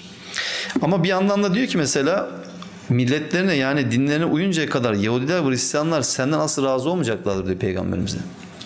De ki şüphesiz ki Allah'ın rehberliği gerçek rehberliktir. Yani Allah'ın size rehber olarak göndermiş olduğu bu Kur'an-ı Kerim'in rehberliğidir gerçek rehberlik. Hakla batılı, doğru ve yanlışı ayıracak olan budur. Yani ne bugünkü Hristiyanlık Hazreti İsa Nebi'ye verilen Hristiyanlıktır. Ne bugünkü Yahudilik Musa Nebi'ye verilen Yahudiliktir. Ne de bugünkü yaygın olarak yaşanan İslam Peygamberimiz Hazreti Muhammed'e gelen İslam'dır. İnsanlar, mensupları onu tanımaz hale getirmişlerdir. Dolayısıyla burada da bu konuda aslında Kur'an uyarılarına dikkat almak gerekir. Ya da kitap ehli olanlar diyorlar ki mesela Kur'an'ın eleştirdiği şeylerden bir tanesi yine Yahudi ve Hristiyan olun ki doğru yolu bulasınız. De ki hayır biz Hanif yani Allah'ı birleyen olarak İbrahim'in dinine uyarız. O müşriklerden değildi diyor Allah. Şimdi bu sefer bakıyorsunuz ki Yahudi ve Hristiyanlar İbrahim hakkında da tartışıyorlar. İbrahim bizden de demeye başlıyorlar bu sefer. Yani İbrahim Yahudiydi, İbrahim Hristiyan demeye başlıyorlar. Kur'an-ı Kerim gerçekten çok muhteşem bir beyan. Yani o kadar güzel böyle az kelimeyle kelime tasarrufu yaparak o kadar çok şey anlatıyor ki az cümle çok şey ifade ediyor. Diyor ki ey ehli kitap, ey kitap ehli İbrahim hakkında niye tartışıyorsunuz diyor. Oysa Tevrat ve İncil ondan sonra indirilmiştir. Akıl etmiyor musunuz? Ali İmran suresi 65. ayette. Yine mesela Ali İmran 66'da diyor ki işte siz böyle kişilersiniz. Hakkında bilgi sahibi olduğunuz konuda tartıştınız da hakkında hiçbir bilgi sahibi olmadığınız konuda niçin tartışıyorsunuz? Allah bilir siz bilmezsiniz diyor mesela ayet. Dolayısıyla Yahudi ve Hristiyanların aslında Allah'ın indirmiş olduğu o gerçek asla esası uygun din inancını nasıl tanınmaz ve anlaşılmaz hale getirdiği sonra da o konuda ne kadar tartışma yaptıkları açık bir şekilde ifade ediliyor. Bugün de aslında Müslüman dünyada benzer şeyleri görebiliyoruz. Şimdi son olarak iki ayetle bu kısmı tamamlayayım. Yani Kur'an-ı Kerim'in Yahudi ve Hristiyanlara toptancı bir bakış açısıyla bakmadığını söyledik ya, yani övdüğü ve yerdiği yerlerle ilgili. Şimdi diyor ki burada mesela Ali İmran Suresi 75. ayette. Kitap ehlinden öylesi vardır ki ona yığınla mal emanet etsen onu sana taslamam geri öder. Hiçbir şeyin zayi etmez yani. Gerçekten o konuda güvenilirdir, dürüsttür, emanete sahip çıkar. Onlardan öylesi de vardır ki ona 1 dinar emanet etsen başına dikilmediğin sürece onu sana geri ödemez. Bunun sebebi ümmilere karşı yaptıklarımızdan dolayı bize hiçbir sorumluluk yoktur demeleridir. Onlar Allah hakkında bilerek yalan söylüyorlar diyor. Bakın bakış açısı nedir? Ümmilere karşı dediği nedir? Yani kendilerine kitap verilmemiş olanlara karşı bir sorumluluk yoktur. Onları aldatabiliriz, onları kandırabiliriz, onların mallarını gasp edebiliriz anlayış. Şimdi bugün işte Yahudilikte en temel öğretilerden esas alınan şey nedir? 10 emir değil mi? Ne diyor burada? İşte öldürmeyeceksin, zina etmeyeceksin, çalmayacaksın. Din adamları onu şuna çevirmişler. Yahudi olanı öldürmeyeceksin. Yahudi olan zina yapmayacaksın. İşte Yahudi olandan faiz almayacaksın. Peki Yahudi olmayandan onlara karşı sorumluluk yok. İşte tam bu ayet aslında bunu söylüyor. Yani kendine kitap verilmemiş olanlara, o ümmilere karşı bir sorumluluğumuz yoktur diyor. Gördüğünüz gibi burada iyisiyle kötüsüyle övdüğü ve yerdiği bir örneği görüyoruz. Yine Ali İmran Suresi 113 ve 115. ayetlerde deniyor ki ancak hepsi aynı değildir. Yine ehli kitap. Bunlar aynı değildir. Kitap ehlinden gece saatlerinde secde ederek Allah'ın ayetlerini tilavet eden, okuyup aktaran, ayakta olan bir topluluk vardır. Bunlar ibadete düşkünlerdir ve Allah'a olan itaatlerini ifade ederler. Onlar Allah'a ve ahiret gününe iman ederler. İyiliği emreder, öğütlerler, kötülükten engeller, sakındırırlar ve iyi işlerde yarışırlar. İşte bunlar iyilerdendir diyor. Yaptıkları hiçbir iyilik inkar edilmeyecektir. Yani karşılıksız bırakılmayacaktır. Allah muttakileri, duyarlı olanları bilendir diyor. Şimdi şununla tamamlayalım. Kur'an-ı Kerim'deki kıssalar, yani işte peygamberlerin, nebi ve resullerin hayatlarına dair anlatılar veya inananların hayatlarına dair verilen örnekler bize böyle bir tarih bilgisi olsun diye ya da entelektüel açıdan kendimizi geliştirelim diye verilen bilgiler değil. Yani insanlığın aslında geçmişine bir anlamda böyle bir projeksiyon tutmak, insanlığın geçmişinin bir MR'ını, bir tomografisini çekmek, onların kılcal damarlarına kadar nüfuz etmek ve onların yapmış oldukları hataları gözler önüne sererek onlardan ders çıkarmamız, ibret almamız ve o hatalara düşmemiz için var. Bu açıdan baktığımızda Kur'an-ı Kerim aslında bir insan sözü olmadığını da bu noktada ortaya koyar. Niye? Çünkü eğer bir insan yazmış olsa bunu ne yapar? Tamamen kötülücü şekilde yaklaşır diğer inançlar. Yani partizan bir şekilde yaklaşır. Der ki onlar kötü, biz iyidir. Mesela her dönem insan tarihine baktığımız zaman her yeni dönem kendinden önceki dönemi kötüleyerek, onu yok sayarak, onun aslında ne kadar yaşanmaması gereken, insanlık için ne kadar utanç verici bir dönem olduğu iddiasıyla kendi varlığını ortaya koymaya kalkar. Bu her dönemde olmuştur insanlık tarihi boyunca. Ama bakın Kur'an-ı Kerim Allah doğruluğun, adaletin kaynağı olduğu için hakkını teslim ederek meseleye yaklaşır. Bu açıdan düşündüğümüzde Kur'an-ı Kerim'in işte Yahudi ve Hristiyanlara yaklaşımı açıkçası insan aklına ve fıtratına uygundur. Onların dinde yaptıkları aşırılıklar, işte Allah'a şirk koşacak şekilde hareket etmeleri, doğruluktan mesela ayrılmaları veya Allah'ın ayetlerini saptırmaları, kelimeleri kaydırmaları gibi eleştirilerle birlikte onları öven ayetler de vardır. Birkaç vaktimiz varsa birkaç noktayı daha Hocam biraz açtık vaktimizi. Öyle mi? Sen o zaman torpil mi geçtin, bana uyarmadın beni? Biraz öyle hocam sizin Peki, için. o zaman daha sonra vakit gelirse şey yaparım. Teşekkür ederim. Sağ olun. Şimdi Yasin Kara hocam bilim insanı, Ankara Üniversitesi İlahiyat Fakültesi Kelam Anabilim dalında doktorasına devam ediyor. Yalnız kelamcı olmasına karşın yüksek lisans tezi erken dönem Hristiyanlıktaki cemaatler üzerine. Şaşırdınız. Biz de o yüzden bu şaşkınlığı soralım. Niçin bu alanda devam ediyorsunuz diye. Ben de cevap vereyim. Merhabalar öncelikle. Ben Ankara Üniversitesi'nde kelam anabilim dalında doktora yapıyorum. Kelam genellikle pek bilinmiyor ülkemizde. Hatta ülkemizde Ankara İlahiyat'ta açılıyor ilk olarak Hüseyin Atay Hoca tarafından. Atay Hoca da Allah rahmet eylesin yakın zamanda vefat etti. Bugün de tam bu saatlerde bir anma programı yapılıyor. Hocayı da almış olalım. Kelam şudur. Kelam kutsal kitap metinlerini analiz ederken felsefi enstrümanlar kullanan bir bilimdir.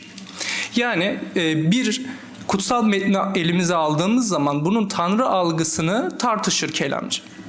Ben peki niçin bir erken dönem Hristiyanlık metnini çalıştım? Yani bir dinler tarihine giren bir alanı niçin çalıştım? Bunun sebebi Zafer Hocam.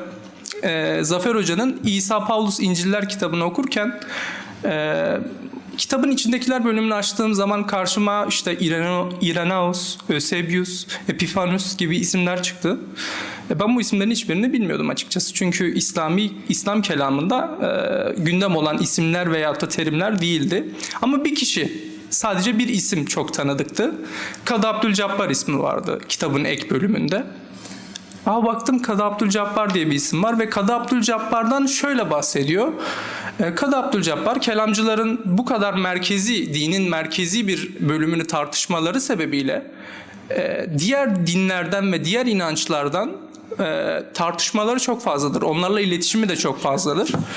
Hristiyanlarla tartışırken Kadı Abdülcabbar, Kadı Abdülcabbar kimdir? İslam'ın akılcı bir ekolünün, Mutezile'nin bir teoloğudur. Yani kelamcısıdır. Kelam ve teoloji aynı şeyler. Biri İngilizcesi, biri Türkçesi. Kadı Abdülcabbar şunu yapıyor. İslam'ın diğer din mensuplarının kitaplarında olmayan bilgileri aktardığı görülüyor. Ve bu bilgiler özellikle Hristiyan teologlar tarafından Müslüman teologlara bir koz olarak kullanılıyor. Kadı Abdülcabbar çok ilginç bir şey yapıyor. Bir sapkın sayılan, ana akım kilise tarafından sapkın sayılan bir Hristiyan cemaatini, bir İsa cemaatini onların aleyhine kullanıyor. Yani ne yapmış oluyor? Bir ana akım Hristiyanlık var. Bununla tartışırken kendi içlerindeki heretik bir grubu argüman olarak kullanıyor ve onlardan iktibaslarda bulunuyor. Burada ilginç şeyler ortaya çıkıyor. Çünkü Kadı Abdülcabbar'ın iktibaslarda bulunduğu, iletişime geçtiği veyahut da Hristiyan grup Tübingen Okulu tarafından ve birçok akademisyen tarafından Hazreti İsa'nın özgün takipçileri olarak bilinen, tanıtılan Ebiyonitlerin, Nasranilerin veyahut da başka bir isimle Yahudi Hristiyanların bir uzantısı. Onlar değiller tabii ki. Çünkü Yahudi Hristiyanlar, yani Ebiyonitler isimli bu, bir fikri soykırıma uğramışlardır. Bunun sebebi şu, farklı bir İncil'leri var. İbranice bir İncil'leri var. Hazreti İsa'nın tanrısallığını kabul etmiyorlar. Onu bir peygamber olarak görüyorlar. Hatta şöyle bir ifade geçiyor bir kilise babasının kitabında. Ebiyonitler İsa'yı sadece güzel bir örnek olarak görürler. Bu tabir muhtemelen Kur'an okuyan insanlara çok tanıdık geliyor olabilir. Böyle bir bakışları var. Paulus onlar için bir şeriattan dönen bir zındık olarak görülüyor. Şimdi Kadı Abdülcabbar'ın böyle bir grupla iletişime geçmiş olması çok mühim. Çünkü gerek Zafer Hocam'ın gerekse Emre Hocam'ın bahsettiği o peygamberler zincirinin bir geleneğini, bir halkasını bizlere göstermiş oluyor. Çünkü bizim elimizde Ebiyonitlere dair, yani bahsettiğim o özgün İsa takipçilerine dair verilerin tamamına yakını onların muhalifleri tarafından kaleme alınmış eserlerde karşımıza çıkıyor. Ben işte Zafer Hocam'ın kitabındaki bölüm bu makale üzerine. Shlomo Pines diye bir akademisyen var. Arkadaşı Samuel Stern'le birlikte Süleymaniye Kütüphanesi'nde çalışırlarken bir Tespit-i Delail-i Nübüvve kitabı görüyorlar. Kadı Abdülcabbar'a ait bir kitap bu. Burada Kadı Abdülcabbar Hazreti Muhammed'in peygamberliğini ispatlamaya çalışır. Ve arkadaşı Stern diyor ki burada kadının ilginç Hristiyanlık aktarımları var. Sen Hristiyanlık çalışıyorsun. İstersen çalış. Bunu birlikte yayınlayalım diyor. Ama Shlomo Pines hiç Stern'a haber vermeden erken bir şekilde bunu yayınlıyor ve iki arkadaşın arası açılıyor.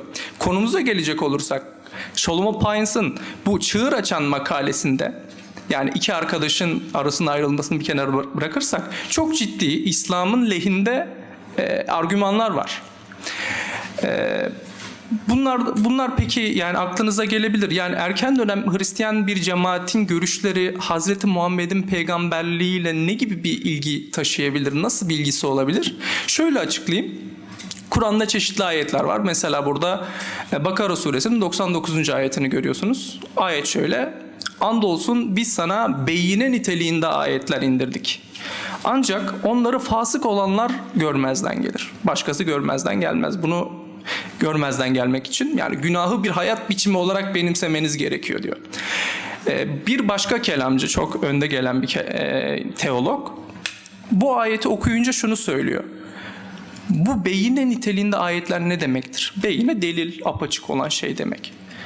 O diyor ki Hazreti Muhammed'e geçmişten ve gelecekten bilgiler verilmiştir ve Tevrat ve İncil'in bilgisi, yani önceki kitapların bilgisi, gizlenmiş bilgileri verilmiştir. Şimdi bunun nasıl bir önemi var? Şöyle bir önemi var. Hazreti Muhammed'i Kur'an ümmi olarak tanımlıyor. Ama bizim toplumumuzda yanlış bir yaygın inanç var. Ümmi demek okuma yazma bilmeyen demek olarak anlaşılıyor.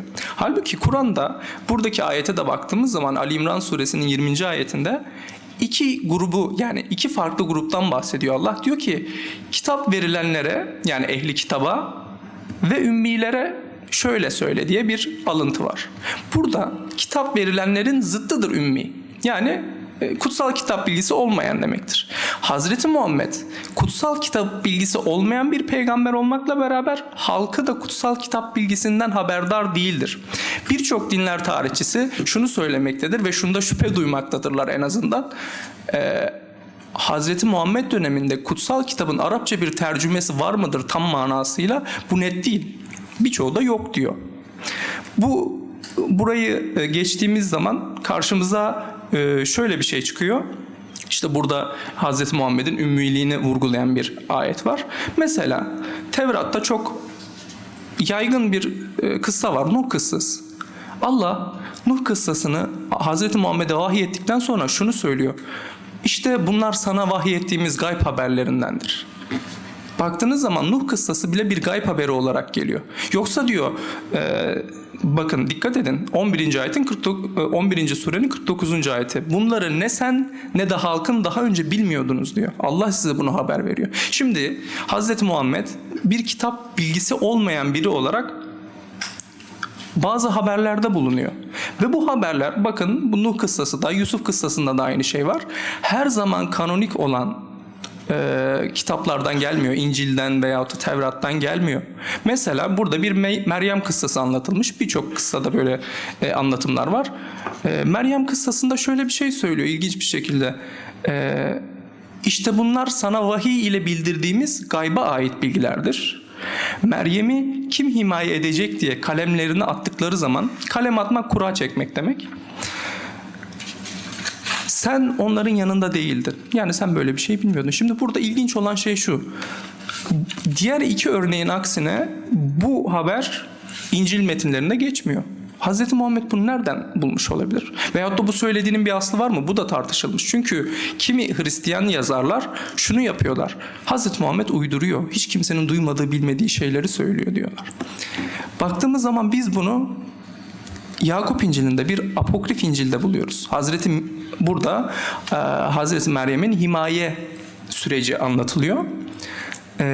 Ve Kur'an bu pasajı tasdiklemiş oluyor. Yani bir gayb haberi veriyor. Bu gayb haberini Hazreti Muhammed'in bir yerden edinme ihtimali yok. Niçin yok?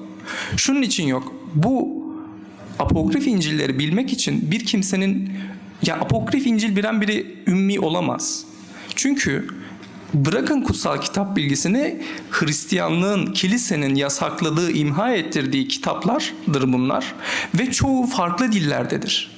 Yani Ermenicesi vardır bunların, Aramicesi vardır, Yunancası vardır, İbranicesi vardır. Çeşitli çeşitli dilleri dağılmıştır. Hz. Muhammed'in bunlardan yani bir vahiy almayıp da iktibas yapabilmesi için çok çağını aşan bir İncil bilginin olması gerekmektedir.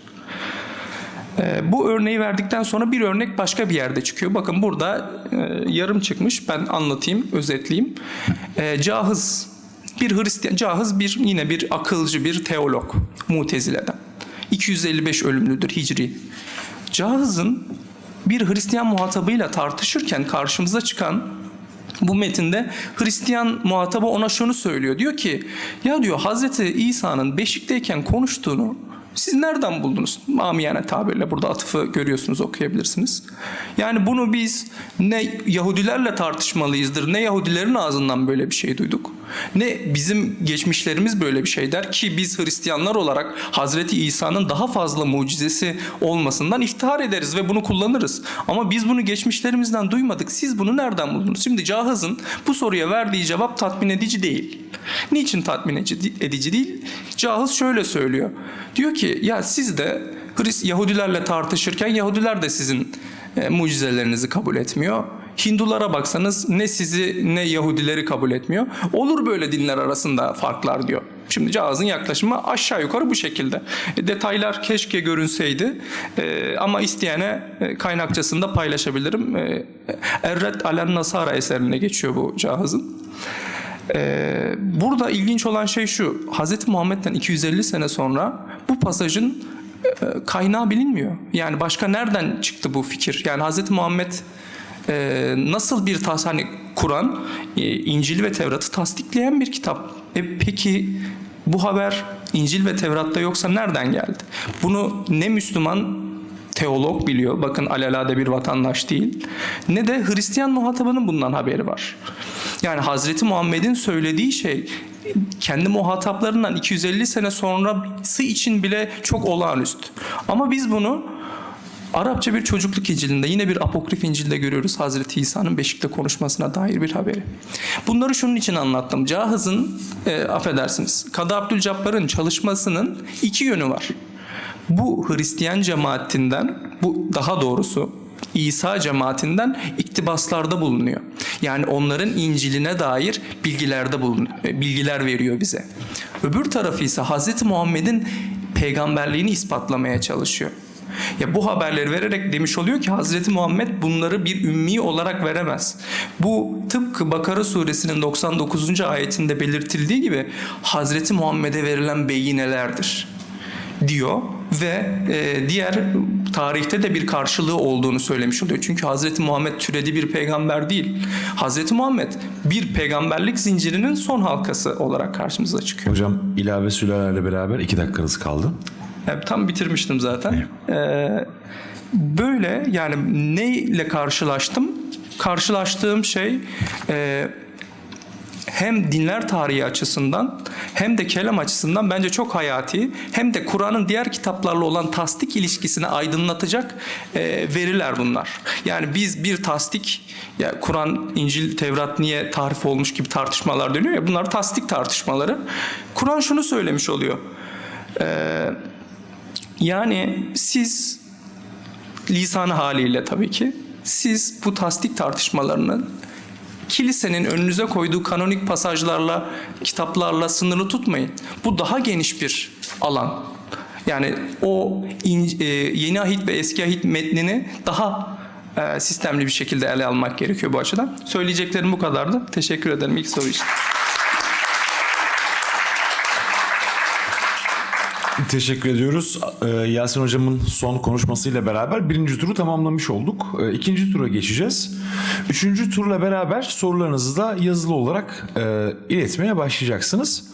Şimdi Zafer Hocam, ilk bölümde İsa tasavvurundan bahsettik.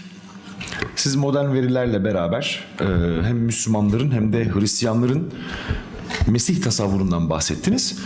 Peki bugün baktığımız zaman Müslümanlar Hristiyanların ve Yahudilerin metinlerinden neler çıkartmaları, neler anlamalı? Yani bu metinler bugüne, şimdi ve buradaya neler söyler? Teşekkür ederim. Evet, aslında yakın dönemde bence üzerinde en fazla konuşulması gereken konu bu. özellikle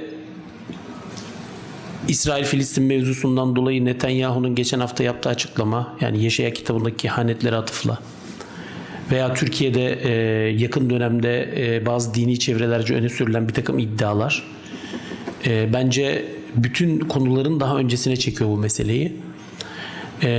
İçinizde mesela muhtemelen Batı'da işte Hristiyan ülkelere gidip gelen arkadaşlar vardır. Mesela onlara bir önerim var. Mesela diyelim ki bir gün Almanya'ya gittiniz, İngiltere'ye, Hollanda, Belçika'ya gittiniz. Bir kitapçıya girin, deyin ki bana bir tane İncil verin. Size bir İncil veremezler. Yani size en iyi ihtimalle ya Yeni Ahit verirler ya Kitab-ı Mukaddes verirler. Çünkü orada İncil diye bir kitap yok. Yani bizim anladığımız manada İncil diye bir kitap yok. Bir kitapçıya gidip de bana bir İncil verir misiniz dediğinizde size verecekleri kitabın üzerinde ya Bible yazar, bu Kitab-ı Mukaddes demektir. Biraz önce Caner Hocam'ın da belirttiği gibi. Ya da New Testament yazar, bu da Yeni Ahit demektir. Ama siz Yeni Ahit ya da Kitab-ı Mukaddes istemediniz, siz İncil istediniz. O Gospel. Böyle bir kitap yok. Fakat bugün Türkiye'de bizim elimizde yine aynı şekilde eğer Kitab-ı Mukaddes olarak bir metin varsa ya da külliyat, korpus varsa, evet bunun adı Kitab-ı Mukaddes adını taşıyor. Türkçe çevirilerden bahsediyorum. Fakat eğer Yeni Ahit adını taşıyorsa İncil deniyor. Neden? Yani neden Yeni Ahit kitabına İncil diyoruz? Ya da tercümanlar neden Yeni Ahit kitabını İncil adıyla Türkçe'ye çeviriyorlar? Ya bu o kadar ciddi bir terminolojik meseledir ki hiç, yani ben bakıyorum kimsenin dikkatini çekmiyor, gündeme de gelmiyor. Bugün Türkiye'de İncil adı altında dağıtılan, verilen kitapların adı İncil değil, Yeni Ahit. Neden İncil adını taşıyor? Neden tercüme kitabının adına İncil deniyor? Çünkü burada misyonerlerce takip edilen bir tebliğ metodu devreye giriyor. Biz buna enkültürasyon diyoruz, kontekse uydurma. Bakın Kur'an-ı Kerim bir İncil'den bahsediyor. Kur'an-ı Kerim Allah'ın Hazreti İsa'ya indirdiği bir İncil'den bahsediyor. Yani Müslümanlar bir İncil'e inanıyor ve misyonerler de bunu biliyorlar. Bu sebeple aslında orijinal adı Yeni Ahit olan kitabı İncil adıyla çevirerek burada tedavüle sürüyorlar. Bu neden kaynaklanıyor? Çünkü enkültürasyon kontekse uydurmaktır. Kontekse uydurmak şu demektir. Hristiyanlar Hristiyan mesajını gittikleri X bir coğrafyanın kültürel, dini konteksine uyarlayarak, uydurarak tebliğ ederler. Mesela Kore'de izledikleri yöntemler farklıdır, Türkiye'de farklıdır, X Afrika'da bir ülkede farklıdır. Bu kontekste uydurma dediğim, enkültürasyon dediğim sistemin en çarpıcı örneğidir.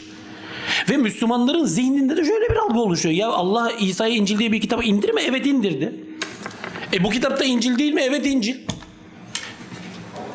O zaman biz bu kitaba iman etmek zorunda mıyız? Evet, etmek zorundayız. Niye? Çünkü Kur'an-ı Kerim bu kitaptan bahsediyor. Peki bu kitap Allah'ın Hazreti İsa'ya indirdiği İncil mi?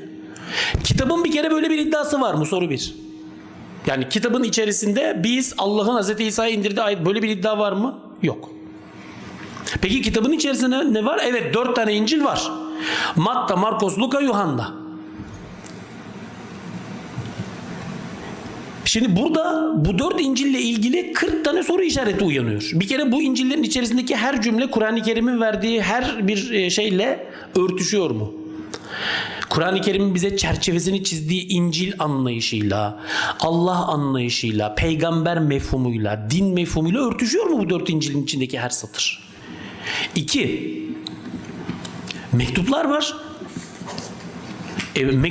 Mektupların içerisinde 27 tane kısım var bu kitabın içerisinde. 27 tane.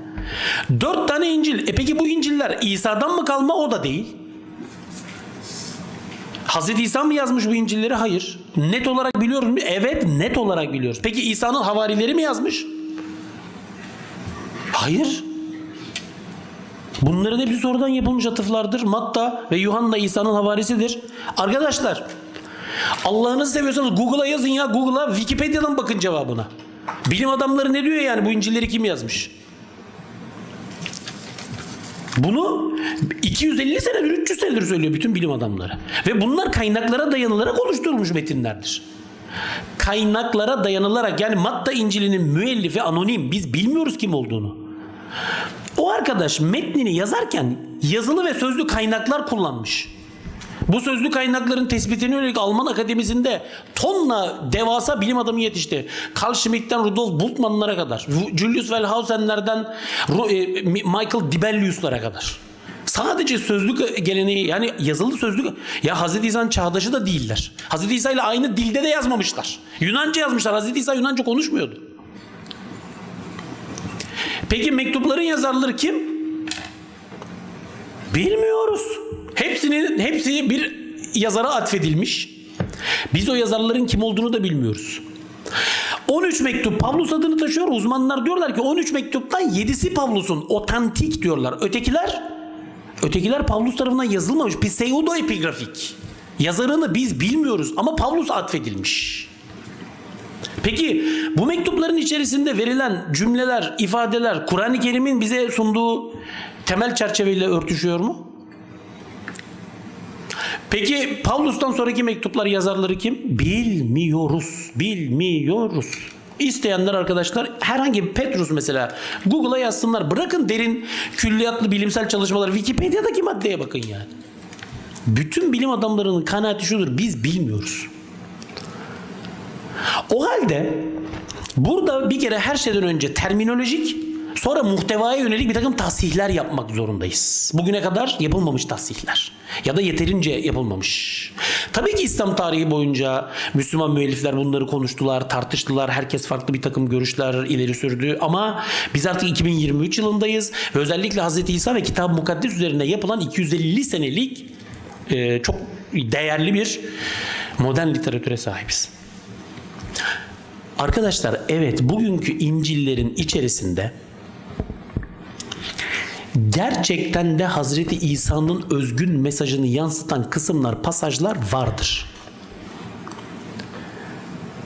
Fakat bu İncil'lerin yazarlarının görüşü değildir. Bakın, çok derin şeylere girmek istemiyorum, tartışmalara. İncil yazarları İsa'yı kurtarıcı bir tanrısal figür olarak görürler. Son 2 dakikanız hocam zaten. Evet, orada İsa'nın özgün öğretisinden pasajlar, kısımlar da vardır. Fakat o İncil yazarlarının yararlandıkları kaynaklardaki özgün bilgilerdir. Çünkü yazılı sözlü kaynaklara dayanarak oluşturduklarını söylemiştim. Pavlus'a gelince, Pavlus bir kere İsa'nın mesajının altını üstüne getiren adamdır. Pavlus Hazreti İsa'nın tevhid mesajının altını üstüne getiren ve bunu kristosentrik, Mesih merkezli mesaja dönüştüren kişidir. Hazreti İsa'nın hiçbir sözüne, hiçbir ifadesine, hiçbir nasihatine, hiçbir öğretisine zerre atıfta bulunmayan bir adamdır. İsa'yı hayatında tanıyan, bilen adam değildir. İsa ile hayatı boyunca bir araya gelmiş bir insan değildir. Görmüş bir insan değildir. Ve İsa'nın havarileriyle kavgalı bir adamdır. Şimdi bunun mektupları Yeni Ayet'in içinde ve bizden beklenen şey bunlara da inanmamız. Hayır. Burada bu terminolojiyi biz düzeltmek zorundayız. Düzeltilmesi gereken şey şudur: bir kere her şeyden önce bu kitabın adı İncil değil. Bu kitabın adı Yeni Ahit. Yani bizim bugün Hristiyanların veya işte elimizde mevcut Türkçe metinlerde gördüğümüz bu, hayır, bu İncil değil bu kitabın adı. Bu kitabın adı Yeni Ahit. 2, muhtevası itibariyle evet, Hazreti İsa'nın özgün mesajından pasajlar da vardır. Fakat Hazreti İsa ya da havarilerden kaynaklanmayıp sonraki süreçte ortaya çıkmış pek çok tırnak içinde sonradan icat edilmiş öğretiyi de ihtiva etmektedir. Tarihsel çalışmaların bize gösterdiği şey bu. Peki, teşekkür ediyorum.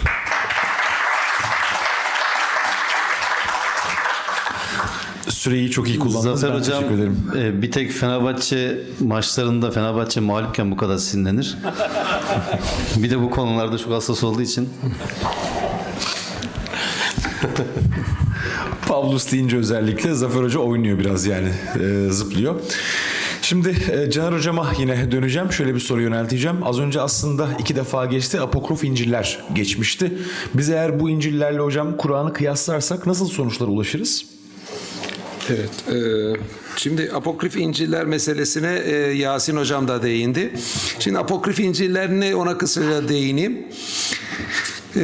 Neden bu konu önemli? Onunla ilgili bir mantık örgüsü kurmaya çalışayım. Şimdi apokrif İncil'ler, birincisi daha 1. yüzyıla geldiğimizde Hz. İsa'nın vefatından sonra böyle 4 tane İncil'de karar kılınmamıştı. Ortada birçok İncil vardı. Onlarca İncil vardı. Bir sürü İncil vardı. Daha sonradan bunlardan 4 tanesi işte resmi şekilde, tırnak içinde resmi, yani resmi İncil ilan edildi. Kanonik dendi. Öbürlerine işte apokrif İncil'ler dendi. Yani apokrif İncil o resmi 4 İncil'in dışında geri kalan İncil'ler. İlk dönemde yazılmış İncil'ler. Bir Hristiyana sorsanız bu 4 İncil'le çelişmediği sürece onlarda da doğru şeyler olabileceğini söyler. Ama asıl bu 4 İncil'in işte Hristiyan görüşü asıl olarak onların temsil ettiğini ifade edeceklerdir.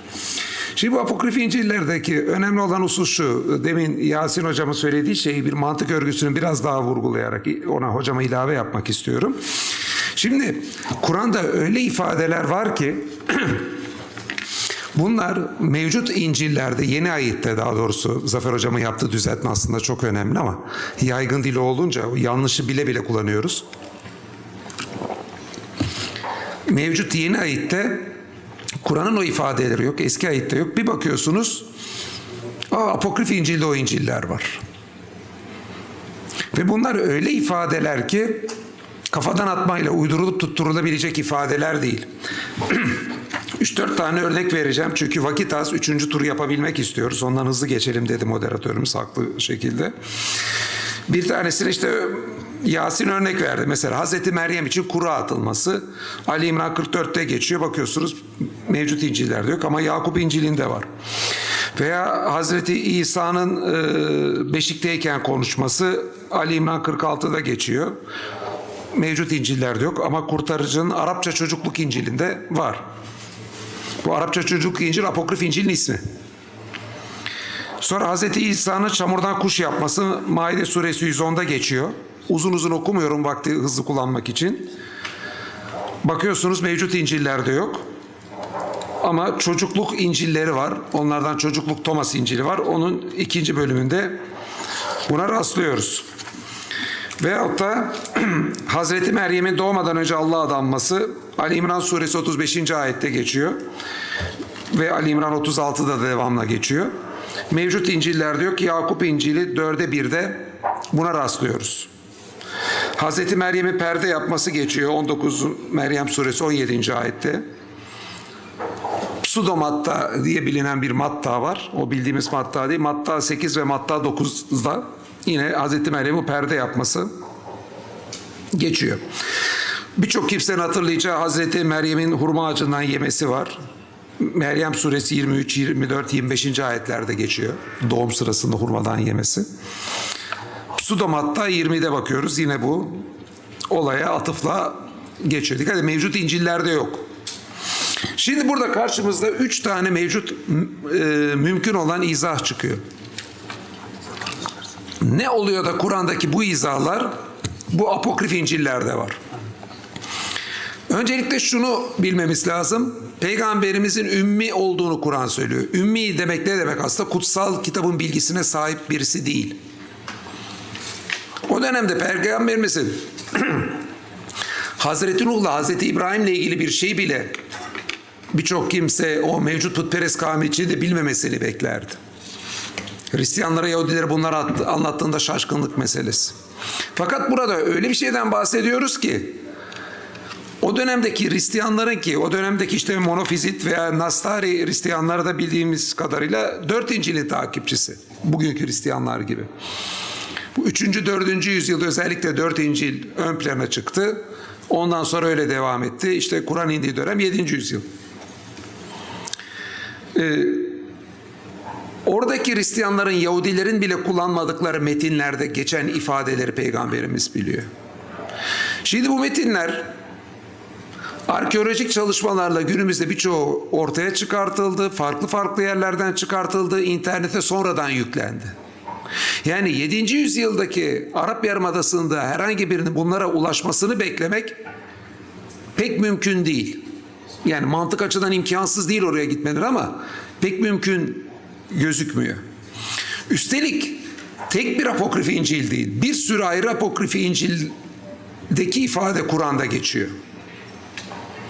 Şimdi bununla ilgili mevcut 3 açıklama olabilir. Birinci açıklama şöyle denebilir.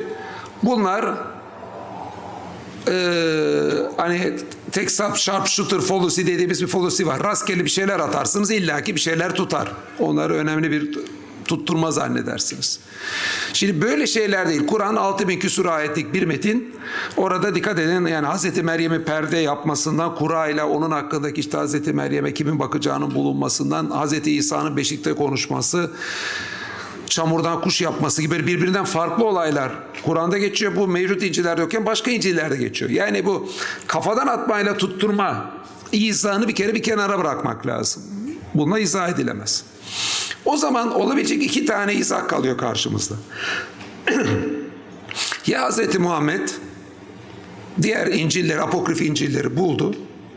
O İncil'lerden bunları derledi. Bir apokrif İncil'den, Thomas'ın çocukluk İncil'inden aldı. Yok işte Yakup İncil'inden onu aldı. Öbür apokrif İncil'leri dünyanın birçok yerine dağılmış olduğu tahmin edilen o İncil'leri buldu, aldı. Veyahut da Kur'an vahiy ile geldiği için zaten beklenen durum bu. Bu izahlardan birini seçmek zorundayız. Şimdi bir Müslüman açısından bu durumda evvela şunu belirtelim. Yani şöyle bir de tabii bir mantık var birçok olayı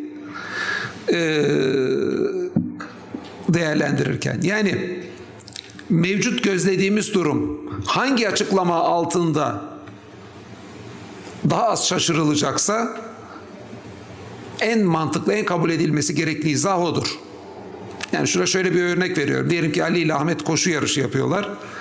Biz koşu yarışını görmedik, diyeyim, bu süreci görmediğimiz gibi. Vahiy sürecini görmediğimiz gibi. Fakat Ali sevinçli, Ahmet üzgün görüyoruz. Mevcut durum hangi durumda en iyi şekilde açıklanır? Çok da önemli bir yarış olduğunu biliyoruz bunun. Ali kazandı, Ahmet kaybettiyse. O zaman bu İncil'lerde aslında bu hep yaptığımız bir mantık birçok olayı değerlendirirken. Mevcut İncil'ler üzerinden bu hep dünyevi olaylarda da bizim kullandığımız mantık üzerinden akıl yürütürsek şöyle sormamız lazım. İncil'lerdeki bu durumlar Kur'an'ın söylediği gibi Kur'an Allah'tan bir vahiy ise mi beklenir? Bazılarının itiraz edeceği gibi Hazreti Muhammed birçok ayrı İncil'de bunu derledi, izanla mı daha iyi açıklanır? Hangisi daha çok beklenecek durum? Şimdi evvela şunu söyleyeyim. Bir Müslüman açısından bu oldukça beklenen durum. Niye? Biz zaten Müslümanlar resmi olarak o 4 İncil denen İncil'i kabul etmiyorlar ki. Onların Zafer Hocam'ın söylediği gibi hakikatleri belli şekilde Hz. İsa'dan gelen öğretileri kısmen ihtiva etseler de Hz. İsa'nın vahyini temsil etmediğini düşünüyorlar.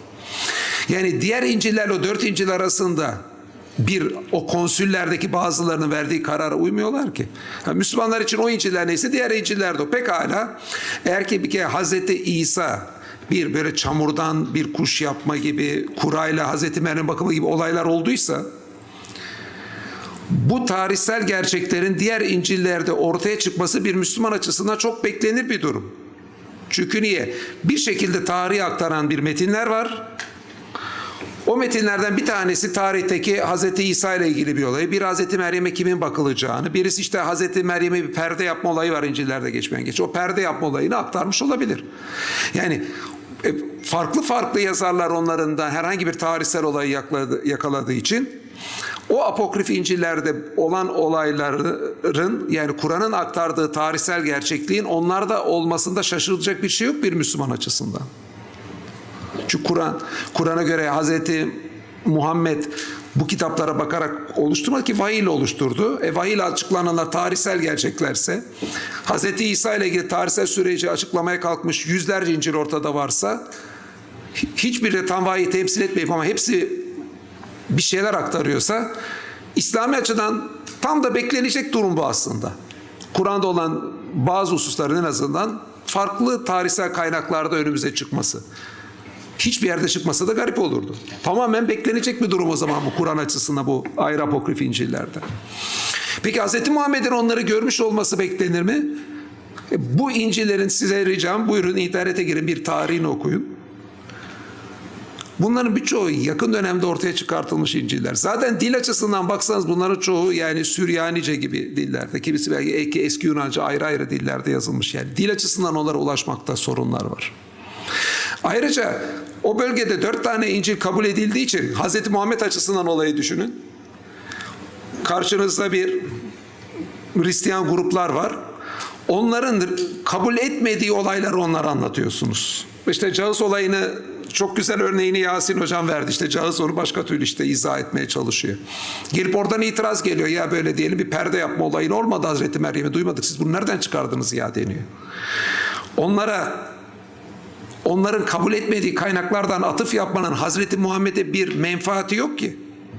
Tam tersi, mesajının reddine sebebiyet verebilecek bir şey oraya atıf yapılması. Ya sen uyduruyorsun kardeşim, bizim İncil'lerde bunun yok. Bu okumuş, bir de yarım yamalak okumuş. Haberi yok İncil'lerden. Dedirttirecek bir şey. Şunu da söylemek herhalde çok insafsızlık olur. Ya Hz. Muhammed apokrif İncil'lere ulaştı. Bir günde işte 1000 yıl sonra bu apokrif İncil'ler de ortaya çıkar, millet nasıl bunları yakalamış derler diye bunu Kur'an'a koydu. Bu dönemde bana yararı yok ama belki bir gün bulurlar diye koyayım. Dediği gibi çocukça bir iddiayı da ben kimsenin yapacağını zannetmiyorum. Ve şunu unutmayın, bir kez daha tekrar ediyorum. Tek bir apokrif İncil değil, olsa bir şekilde ulaşılmış belki biri derdi. Birçok ayrı apokrif İncil'e dağılmış bilgiler bunlar. O zaman Kur'an'da anlatılan olayların ayrı ayrı birçok apokrif İncil'de ortaya çıkması ve bunları kafadan atarak yakalanabilecek, uydurulacak olaylar olmaması, bu perde yapılması, işte Beşik'teki konuşması gibi, bu aslında Kur'an'ın dediği hususu destekliyor. Çünkü Kur'an'a göre Hz. Muhammed falancalara sırf kendini beğendirmek için değil, gerçeği ne pahasına olursa olsun gerçeği ortaya koymak için konuşmuş bir kimse. O zaman bu tabloda baktığınızda işte neden o ifadeler Kur'an'da karşımıza çıkıyor, gösteriyor. Ve apokrif İncil'lerle bu tarihsel bulguların geçmişte de söylendiğinin bulunması, 7. yüzyılda Arap Yarımadası'nda bunlar olmasa da tarihin belli köşelerine kaybolmuş şeylerin bugün ortaya çıkartılması bence Kur'an'ın olağanüstülüklerinden birini daha ortaya koyuyor. Bu apokrif İncil'lerle ilgili şöyle bir deney yapmanızı da tavsiye edebilirim. Günümüzdeki Son bir. sağ ol. Günümüzdeki Hristiyanlara istiyorsanız gidin. Kur'an'da geçen apokrif İncil'deki ifadeleri söyleyin. Senin bildiğin herhangi bir kaynakta böyle bir şey geçiyor mu deyin. İddia ediyorum %95'ten daha fazlası böyle izahların hiçbir Hristiyan kaynakta geçmediğini söyleyecektir Hristiyanlar, İncil okuyanlar. Bakın günümüzde yaşayan bir de günümüzdeki Hristiyanlar internetten bunlara ulaşabilir. Bu kaynak yani internete en azından konmuş. Yani evinde falan bulamazsınız apokrif İncil kolay kolay bir Hristiyan. Yani %1'dir. Ama internette var. Ona rağmen internette olmasına rağmen bugünkü yaşayan Hristiyanların %95'i böyle bir şey yoktur. Onların da haberi yok. Apokrif İncil'lerde geçen bulacaksınız. Hatta daha da iddiayı büyütebilirim. Özel Hristiyanlık, Kur'an çalışmamış bir rahip bulun. Daha doğrusu dünyadaki rahipler alın. Emin olun %90'dan fazlası bu apokrif İncil'lerde geçen ifadelerden bugün bile haberleri yoktur. Böyle bir şeyden bahsediyoruz. Bugün internette bu ifadeler varken mevcut papazların bile haberinin olmadığı ifadelerin 7. yüzyılda bu metinler kaybolmuşken bunların olduğu dillerden, Süryanice'den, eski Yunancadan habersiz Hazreti Muhammed tarafından ayrı ayrı yerlerden bulunup kendisi için hiçbir menfaati yokken derlenmiş ve Kur'an'a konmuş olduğunu söylemek için, işte İslam'ı inkar etmek için o zaman çok yüksek bir imana ihtiyacınız var demekten başka bir şey kalmıyor bize de. Teşekkür ederim. Biz teşekkür ediyoruz. Şimdi Emre Hocam'a bir soru yönelteceğim ama öncesinde isterseniz ayeti okuyayım. Ayetten sonra da kendisinin oradaki bir ifadeyi sormuş olacağım. Rabbimiz Ali İmran suresinin 171. ayetinde mealen şöyle buyuruyor. Ey ehli kitap! Dininizde aşırıya gitmeyin ve Allah hakkında gerçek olandan başkasını söylemeyin. Meryem oğlu İsa Mesih ancak Allah'ın elçisidir. Allah'ın Meryem'e ulaştırdığı kelimesidir ve ondan bir ruhtur. Şu halde Allah'a ve peygamberine iman edin. Tanrı üçtür demeyin. Bundan vazgeçin. Hakkınızda hayırlı olan budur. Allah ancak tek bir ilahtır. O çocuğu olmaktan münezzehtir. Göklerde ve yerde ne varsa hepsi O'nundur. Güvenmek ve dayanmak için Allah yeter. Şimdi sevgili hocam burada Hz. İsa'nın Allah'ın kelimesi olduğu diye bir ifade var. Ne anlamalıyız bu ifadeden? Yani Fatih, ayeti sen okudun, İncil'den pasajları bize bıraktın. Ayeti de biz okusaydık en azından bir dengelerdi yani. Evet, sağ ol, ağzına sağlık. Şimdi aslında o ayete gelmeden önce bir klasik geleneksel Hristiyanlık anlayışı ne anlıyor ve ne iddia ediyor onu ortaya koyalım. Sonra Kur'an'ın ona verdiği cevabı Fatih'in okumuş olduğu ayetle birlikte ifade etmeye çalışalım. Şimdi Yuhanna İncil'inde şöyle bir başlangıç var. Diyor ki başlangıçta söz vardı. Söz Tanrı ile birlikteydi ve söz Tanrı'ydı. Söz Tanrı'ydı. Başlangıçta o Tanrı ile birlikteydi. Her şey onun aracılığıyla var oldu. Var olan hiçbir şey onsuz olmadı. Şimdi bu pasajı önce esas alıyorlar. Sonra da yine devamında işte Yuhanna İncil'inde söz, yani söz Tanrı'ydı diyor. İşte o söz, yani Hazreti İsa aslında Tanrı ile birlikte olan söz insan olup aramızda yaşadı deniyor. Yani Hazreti İsa ete kemiğe büründü. Yani o söz ete kemiğe büründü ve insanlar arasında yaşamaya başladı. Dolayısıyla aslında İsa eşittir Tanrı'dır. Aslında tabii ki bu İncil metinleri açısından çok korkunç bir ifade. Yani İslam açısından değerlendirecek olursak Hazreti İsa'yı birebir Tanrı'yla eşleştirme. Halbuki Kur'an-ı Kerim bize arkadaşlarımız, hocalarımız da söyledi. Peygamberleri Hazreti İsa'da dahil olmak üzere insan ve beşer olarak tanımlar. Dolayısıyla hiçbir peygamberin ilahi bir niteliği söz konusu değildir. Şimdi tabii bu logos doktrini diye bilinen, yani söz ya da ilahi kelam olarak ifade edebileceğimiz anlayış. Bu tabii bu logos Platoncu öğretiden hareketle, yani Yunan felsefesine ait bir terim ve bir terminoloji, anlayış. Mesih'in, yani Hazreti İsa'nın birden kaynaklanan, yani o sözden, o tekten, o Tanrı'dan kaynaklanan, sudur eden ve dünyanın yaratılışına vesile olan ilahi bir varlık olduğu iddia ediliyor bu teoriyle. Zaten o ilahi kelamdır ki Meryem'in vücudunda, rahminde vücut bulmuştur. Dolayısıyla enkarnasyon dediğimiz şey gerçekleşiyor Hristiyan öğretide. Peki buradan hareketle neyi temellendirmeye çalışıyorlar? Az önce Fatih'in okumuş olduğu ayette, Bakara suresinin 117. ayetinde geçen ifadeyle eşleştirmeye çalışıyorlar. Yani işte ilahi kelam olması Hazreti İsa'nın. Hazreti İsa'ya söylenen kelam ifadesi, yani söz ifadesinin, bakın görüyor musunuz? Sizin kitabınız da bunu onaylıyor. Yani aslında diyelim ki önce yanlış bir bilgi var ve o bilgiyle ilişkili olmayan başka bir bilgiyle onu eşleştirmeye, sonra da oradan temellendirmeye çalışılıyor. Halbuki o bilginin kendisinin doğruluğu nedir? O bir iman meselesi Hristiyanlık açısından. Şimdi Kur'an-ı Kerim'e baktığımız zaman Allah tarafından yaratılan şeylerle ilgili yer yer ol dedik ve her şey oluş sürecine girmeye başladı ifadelerini görüyoruz. Mesela nerede görüyoruz bunu? Diyelim ki Bakara suresinde 117. ayette diyor ki o göklerin ve yeri yoktan yaratıcısıdır. Bir işe hükmettiği zaman ona sadece ol der, o da hemen olmaya başlar. Demek ki aslında Allah'ın yaratmayla ilgili kullandığı kelime nedir? ol. Yani kün feyekün dediğimiz şey var ya, buradaki kün ifadesi Allah'ın yaratma gücünü ve kudretini ifade eden bir kelime olarak karşımıza çıkıyor Kur'an dilinde.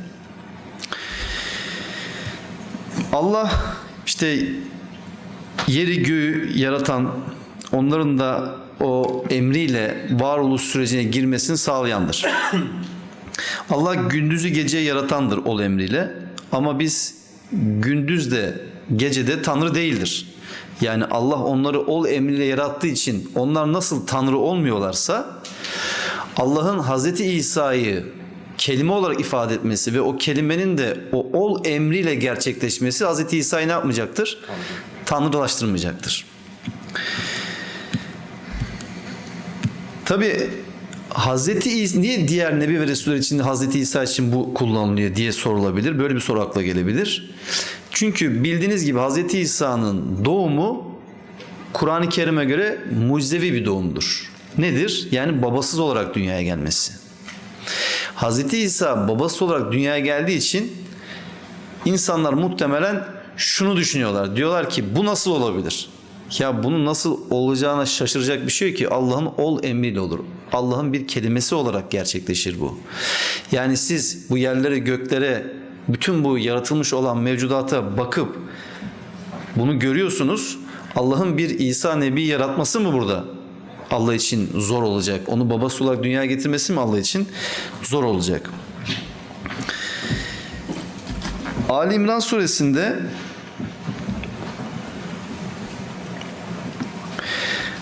...59. ayette deniyor ki Allah katında İsa'nın örneği Adem'in örneği gibidir.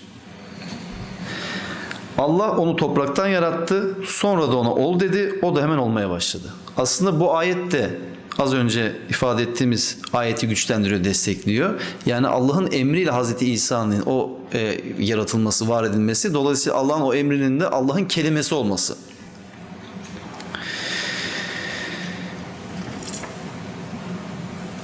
Şimdi Hz. İsa'nın aslında bu mucizevi bir şekilde dünyaya gelişini tabi Kur'an onayladığı için Hristiyanlar da buradan hareketle aslında Hz. İsa'nın yaratılmış olan, var olmuş olan her şeyden önce var olduğunu anlatmaya çalışıyorlar, iddia etmeye çalışıyorlar. Neye dayanarak? Yuhanna İncil'indeki başlangıçta söz vardı ifadesiyle. Yani aslında her şey dedi ki ondan sudur etmiştir. Her şey ondan var olmuştur.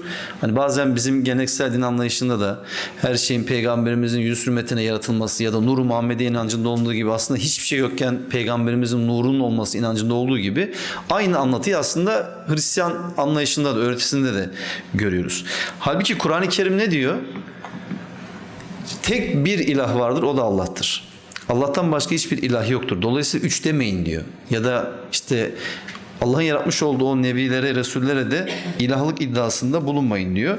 Bu şekilde özetleyebiliriz konuyu. Ben biraz vaktim kaldığını düşünüyorum. Bir önceki 3 dakika konuşmadan birkaç konuya temas edeyim hemen. Yani Kur'an-ı Kerim'in Yahudiliğe, Hristiyanlığa bakışı veya geleneksel Yahudilik Hristiyanlık anlayışının İslam'daki geleneksel din anlayışını nasıl tahrif ettiğini, dejener ettiğiyle ilgili birkaç şey.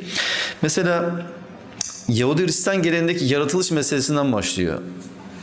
Çünkü dikkat ederseniz yaratılış meselesinde ne var? Bizim de geleneksel din anlayışına girdiği şekliyle cennetten kovulma hadisesi ya da Hazreti Adem'in Havva tarafından diyelim, eşi tarafından saptırılması, eşinin de şeytan tarafından saptırılması, dolayısıyla kadının şeytanlaştırılması. Öte taraftan kadının erkeğin kaburga kemiğinden yaratıldığı iddiası, yine Tevrat'ta geçtiği şekliyle, sanki Allah haşa malzeme sıkıntısı çekiyormuş gibi. Bu da bizim geleneksel din anlayışına geliyor. Asli günah inancı, yani doğan her insanın günahkar olarak doğması. Neden günahkar olarak doğuyorlar? Çünkü babaları ve anneleri, yani Adem ve eşi günah işleyerek cennetten kovuldukları için. Halbuki Kur'an-ı Kerim bütün bunları düzeltiyor. Ne Adem'in eşi Adem'in kaburga kemiğinden yaratılmıştır, nefsi vahideden tek bir nefisten, yani Adem neden yaratıldıysa eşi de ondan yaratılmıştır. Ne onlar cennetten kovulmuşlardır. Yani başka bir yerden kovulmuş değillerdir. Zaten yaratıldıkları bu yeryüzündeki bir bahçeden çıkartılıp yeryüzündeki o yaşantılarına devam etmişlerdir. Öte taraftan asli günah gibi bilinen söz konusudur. Çünkü Allah Adem ve eşini affetmiştir. Onlar tövbe etmişlerdir ve Allah da onların tövbesini kabul etmiştir. Dolayısıyla onların işlediği günah hem affedilmiştir hem de Kur'an-ı Kerim'de bireysellik esastır. Dolayısıyla hiçbir kimsenin işlediği günahtan bir diğeri sorumlu olamaz. Hristiyanlıkta tek otorite, yerde ve gökte tüm yetki İsa'nındır. İsa'ya aittir. Kur'an bunu da düzeltir. Der ki tek otorite Allah'tır ve Allah bu otoriteyi hiç kimseyle paylaşmaz der. Dolayısıyla son olarak şunu da söyleyelim. Hristiyanlığın bugün yaygın olarak dünyadaki en güçlü argümanı, en öncelikli söylemi nedir? Sevgi dini oluşu. Böyle yaklaşılıyor genelde. Yani Hristiyanlık sevgi dinidir.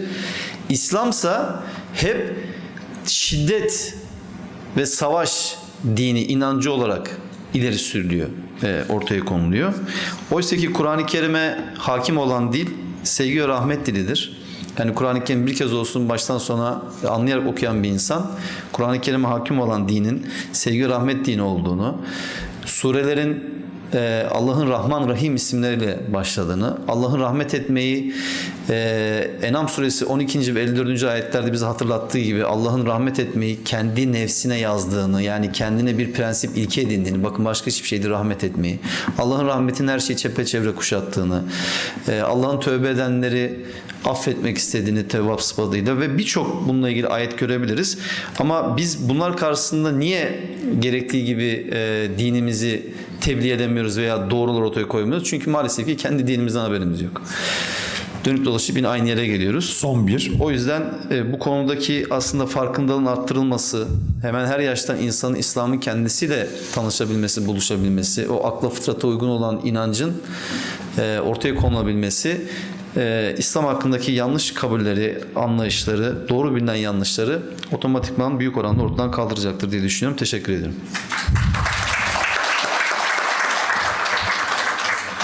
Biz teşekkür ediyoruz. İlk turda Yasin Hoca'ya neden bu alanla ilgili yazdığını sormuştuk. Tezini, yüksek lisans tezini. Şimdi de bu alanda neler fark etti? Yani özellikle Hristiyanların ve Müslümanların teoloji tartışmalarında gözlemlemiş olduğu şeyleri soralım kendisine. Buyurun. Şöyle cevap vereyim. Aslında birçok ana başlık ortaya koyabiliriz.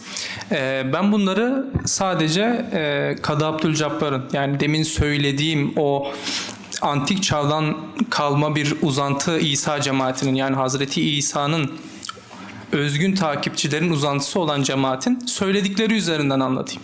Aslında onların söyledikleri de bir üçüncü taraf olsalar dahi, üçüncü taraf sayılır mı sayılmaz mı ayrı bir konu. Burada bazı itirazları var ana akım Hristiyanlıklara. Mesela oğulluk kavramı üzerinden baba oğul kavramı üzerinden bir itiraz geliştiriyor bu cemaat. Diyorlar ki baba oğul kavramı İbranice'nin bir mecazıdır. Yani salih kula, Kadı Abdülcabbar'ın aktarımı böyle tercüme ediyor, oğul denir. Baba da Tanrı için kullanılır. Bu biraz şeye benzer. İslam'da da mesela Rab kelimesi efendi demektir. Yani bunun gibi bir benzetmeli bir anlatım. Yani terbiye edici anlamı da var Rabbin. Farklı semantik tahlilleri yapılabilir. Ama buradaki benzetmeye, yani Tanrı'nın vasfına yönelik bir benzetmeye vardırılır bu iş. Yani bir tanrısallığa gitmez bu işin ucu. Bir diğer özellik namaz ibadeti mesela.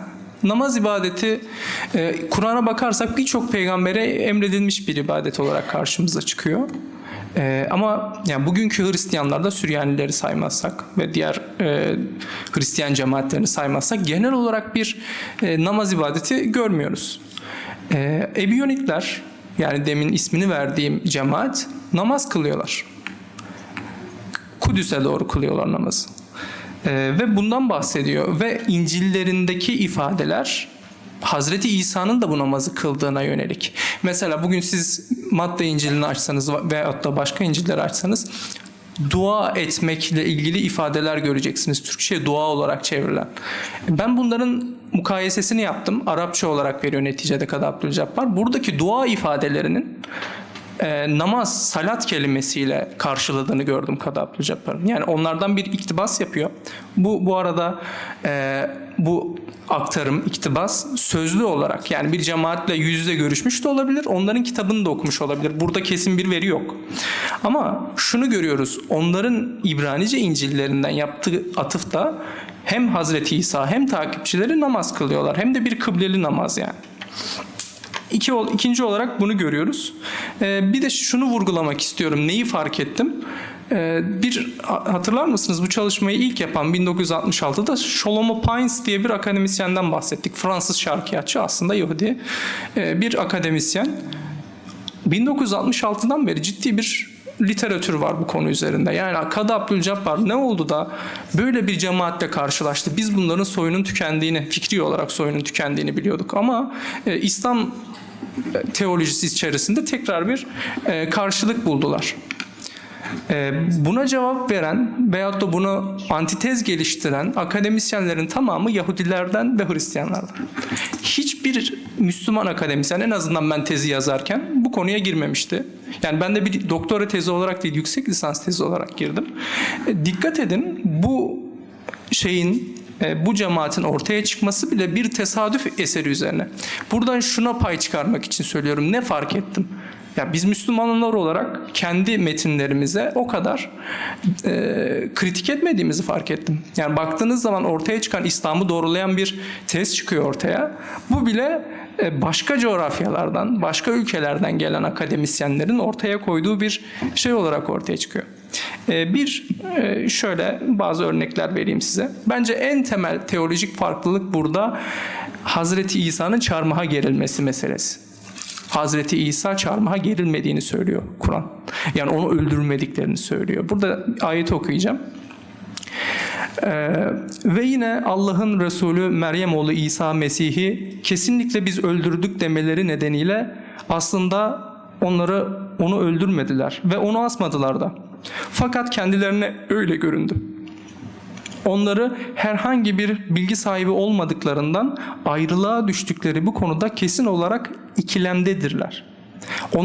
Onlar sadece zanna uyuyorlar. Kesin olan şu ki onu öldürmediler.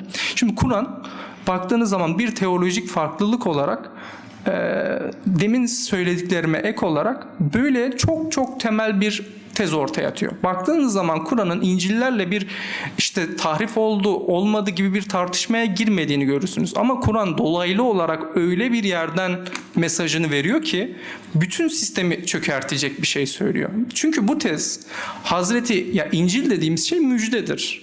Müjde ne? Tanrı oğlunun günahlara kefaret olarak ölmesi. Şimdi siz Hazreti İsa ölmedi dediğiniz zaman ne olmuş oluyor? Kefaret ölüm doktrini gitmiş oluyor. Öte taraftan mesela Fatır suresinin ayetidir. Hiçbir günah yüklüsünün başkasının günahını çekmeyeceği. Asli günah doktrini gitmiş oluyor. Doğrudan doğruya İncil'e atıf yapmaz. Ama öyle mesajlar görüyoruz ki burada olduğu gibi bunu temelden değiştiriyor. Temelden farklılaştırıyor. Bu Nisa suresinin 157. ayetiydi. Aşağı kısmı çıkmamış. Burada bence dikkat etmemiz gereken şeylerden biri de şu. Dikkat edin, onlar ayrılığa düştükleri konuda zanna uyduklarını söylüyor Kur'an. Onlar sadece zanna uyuyor diyor rivayetlere. Bunu söyleme sebebi Luka İncil'inin 1. babının 1 ve 4. ayetlerinin arası. Dikkat edin, şöyle başlıyor. Yani Luka İncil'inin niçin yazıldığını anlatırken, Sayın Teofilos birçok kişi aramızda olup bitenlerin tarihçesini yazmaya girişti. Yani birçok insan rivayetleri, bu aktarımları topluyor, rivayetleri topluyor. Ve nitekim başlangıçtan beri bu olayların görgü tanığı ve Tanrı sözünün hizmetkarı olanlar bunları bize ilettiler. Yani bir aktarım söz konusu. Ve Kur'an buna atıf yapıyor. Sadece zanna uyuyorlar diyor. Yani bu tip bir rivayetvari şeylerin zanna uyduğunu aktarıyor aynı zamanda. Çünkü İncil'ler bu şekilde yazıldılar. Gelelim diğer bir konuya. Peki Son 3. Peki Yahudi ve Hristiyanlar, yani Kur'an şey yaptı. Yani dedi ki İsa çarmıha gerilmedi. Bunu peki Hristiyan teologlar, demin Cahız'la tartışan, diğer kişilerle tartışan Hristiyan teologlar ne dediler? Bakın, aktarıyorum sözlerini. Bu Kadâpülcabbar'ın metninden. Kadâpülcabbar birazdan Ebiyonitlerle onlara cevap verecek. Yani o bahsettiğim İsa cemaati de Hazreti İsa'nın çarmıha gerilmediğini düşünüyor bu arada. Yahudiler ve Hristiyanlar bu olayları bildiklerini, gözleriyle gördüklerini ve müşahede ettiklerini, bu olayı topluluktan topluluğa, ümmetten ümmete intikal yoluyla telakki ettiklerini ilettiler. Yani bunda bir mütevatir var diyor, yani hani çok kesin bir bilgi oluştuğunu söylüyorlar. Özellikle Hristiyanlar böyle bir şey olmadığını söyleyen Müslümanlarla alay ederek şöyle diyorlar: arkadaşınızın, yani Muhammed'in kendisinden önceki ümmetlerin hakkında ittifak ettikleri adamın, yani Mesih'in halkı ve arkadaşlarıdır. Yani biz İsa'nın takipçileriyiz. Arkadaşınız Muhammed diyor, uyduruyor. Bazı hiç bizim bilmediğimiz şeyleri söylüyor diyor. Şimdi bu neye karşılık geliyor? Hazreti İsa'nın çarmıha gerilmediği iddiasına karşılık geliyor. Arkadaşınız Muhammed deme sebepleri Necm suresinin 2. ayetinde arkadaşınız Muhammed ne azıttı ne saptı diye hitap ediyor Kur'an. Onu dillerine dolayarak böyle alay ediyorlar. Kadı Abdülcabbar ise onlara şöyle cevap veriyor: Yahudilerden bir grup diye adlandırıyor demin bahsini ettiğim Ebiyonitleri ve onlar Hazreti İsa'nın çarmıha gerilmediğini, onun yerine Hazreti İsa'nın kardeşinin çarmıha gerildiğini söylüyorlar. Yani Marangoz Yusuf'un diğer oğlunun. Bunun da detayları var ve bunu Yahudilerden örnek verme sebebi kendisini temellendirmesi. Ve buradan görüyoruz ki biz Ebiyonitlerden en azından bir grubun, Ebiyonitler homojen bir grup değildir, en azından bir grubunun Hazreti İsa'nın çarmıha gerilmediğini söylediğini görüyoruz. Bu çok temel bir örnekti mesela. Diğer söylediklerime ek olarak. Bu kadar söyleyeceklerim. Teşekkür ediyoruz. Üçüncü tura geçeceğiz. Süremizi biraz açtığımız için ilk iki turda bu sefer 5'er dakikalık süre olacak. Hocalarımdan da ona göre uyumalarını istirham edeceğim ki verdiğim süreyi geciktirmeyelim. Şimdi Zafer Hocam'a döneceğim. Aslında Emre Hocam ikinci turda bir ifade kullandı. Hristiyanlığın sevgi dini olabileceğini söyledi. Hep böyle bir hocam efsane döner dolaşır. İşte bir tokat varsa öbür yanağını da uzat gibi böyle bir algı hep zihnimizde var. Gerçekten de Hristiyanlık bir sevgi dini midir? Tabii burada teori ile pratiğin arasını ayırmak lazım. Teorik olarak bakıldığı zaman elbette dinlerin kutsal metinlerinde sevgiye dayalı, hoşgörüye dayalı birçok satır var. Fakat Hristiyanların tarih boyunca uygulaması hiçbir zaman böyle olmamıştır. Bunu çok net olarak söyleyeyim, ben bir tarihçiyim. Mesela 4. yüzyılda Hristiyanlık Roma İmparatorluğu'nda resmi dine dönüştü. Resmi dine dönüşüne kadar ilk 300 yıllık süreçte aslında genellikle söylendiğinin aksine bazı dönemlerde ağır zulümler görse de, yani Decius dönemi gibi, Valerianus gibi, Diokletianus gibi bazı Roma imparatorları evet Hristiyanları kovuşturdular, sert takibatlar yaptılar ama genel itibariyle kovuşturma gördüklerinden çok daha uzun süreler, çok daha fazla elverişli koşullar altında yaşadılar. Roma yönetimi altında. Hoş doğuda Part ve Sasan yönetimleri altında da aynı şekilde genel itibariyle elverişli koşullar altında yaşadılar. Bu sayede Hristiyanlık büyüdü. Hatta zamanla bir devlet dinine dönüştü.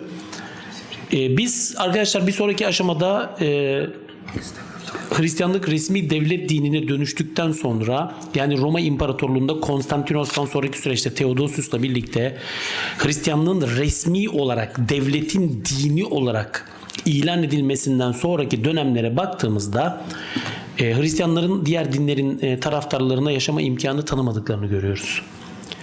Mesela erken dönemin metinlerine bakıldığında Mecusilik, Maniheizm, Paganizm, özellikle Yahudilik çok ağır kovuşturma altına alınmıştır. Çok ağır baskı altına alınmıştır. Sadece size Yahudilik özelinde birkaç örnek vereyim. Çünkü süremiz 5 dakikaymış. Yahudilik özelinde sadece şöyle birkaç örnek üzerinden gideyim. Tarihin çeşitli dönemlerinden. Romalılar yani Hristiyan Romalılar artık Hristiyan Bizans İmparatorluğu birbiri ardınca Yahudilik aleyhtarı fermanlar neşretti. Yahudiliğin yaşam alanlarını daralttılar. İmparator Anastasius, 1. Justinus, Justinianus döneminde çıkan fermanlar birçok Yahudi isyanına sebep oldu. Yüz binlerce Yahudi'yi katlettiler. En nihayetinde Yahudilerin zorla vaftiz edilmesi yönünde fermanları var. Mesela Hazreti Peygamber'in, Hazreti Muhammed'in Arabistan coğrafyasında öğretilerini tebliğ ettiği sıralarda Herakleios'un, İmparator Herakleios'un bu yönde emri uygulanıyordu. Mesela Kartaca'da sadece 600 küsür tane Yahudi zorla vaftiz edildiler. Ki o mühtedilerden bir tanesinin kaleme aldığı, 630'lu yıllarda kaleme aldığı bir metin zaten Hazreti Muhammed'in tarihsel varlığına dair ilk en önemli tarihsel kanıttır. Öte taraftan yani kısa geçelim. Yahudilerin aslında uğradıkları yani Hristiyanlardan gördükleri bu kötü muamele sadece bununla sınırlı kalmadı. Haçlı seferlerine bakalım. Haçlı seferleri ta Papa Urbanus'un o şeyinden sonra 1096'dan sonra Fransa'dan çıkıp Kudüs'e kadar gelen bir ordudan, yüz binlerce askerden müteşekkil bir ordudan bahsediyorum. Yolları üzerinde mesela bunu kendi 1. Haç Seferi'nin tanıkları anlatır. Mesela Fulcerius Carnotensis, Raimundus Aguilers böyle 1. Haç Seferi'ne katılan tarihçilerin tanıklıkları bizim elimizde. Yolda denk geldikleri Macaristan'da, Doğu Avrupa'da bütün Yahudileri katlettiler. Kudüs'ü ele geçirdiklerinde bütün Müslümanlarla birlikte bütün Yahudileri de öldürdüler. Davut Kulesi'ne sığınan çok az bir Yahudi çok yüksek meblağlar ödemek kaydıyla bağışlanma elde edebildiler. Son bir. Reconquista sonrası İspanya'ya bakın. İspanya'da Castilla ve Aragon krallıkları İspanya'yı geri ele geçirdiklerinde, yeniden ele geçirdiklerinde en son 1492'de Beni Ahmer Devleti Nasriler bir anlaşmayla İber Yarımadası'nı teslim ettiklerinde bütün Müslümanların ve Yahudilerin ya Müslüman olmasını ya da memleketi terk etmesini istediler.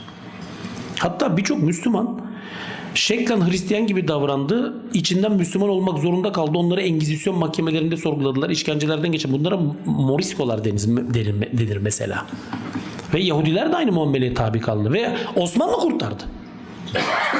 Osmanlı İmparatorluğu'nun gönderdiği gemilerle tahliye edildiler ve şeye geldiler. İkinci Dünya Savaşı'na bakın, Holocaust'a.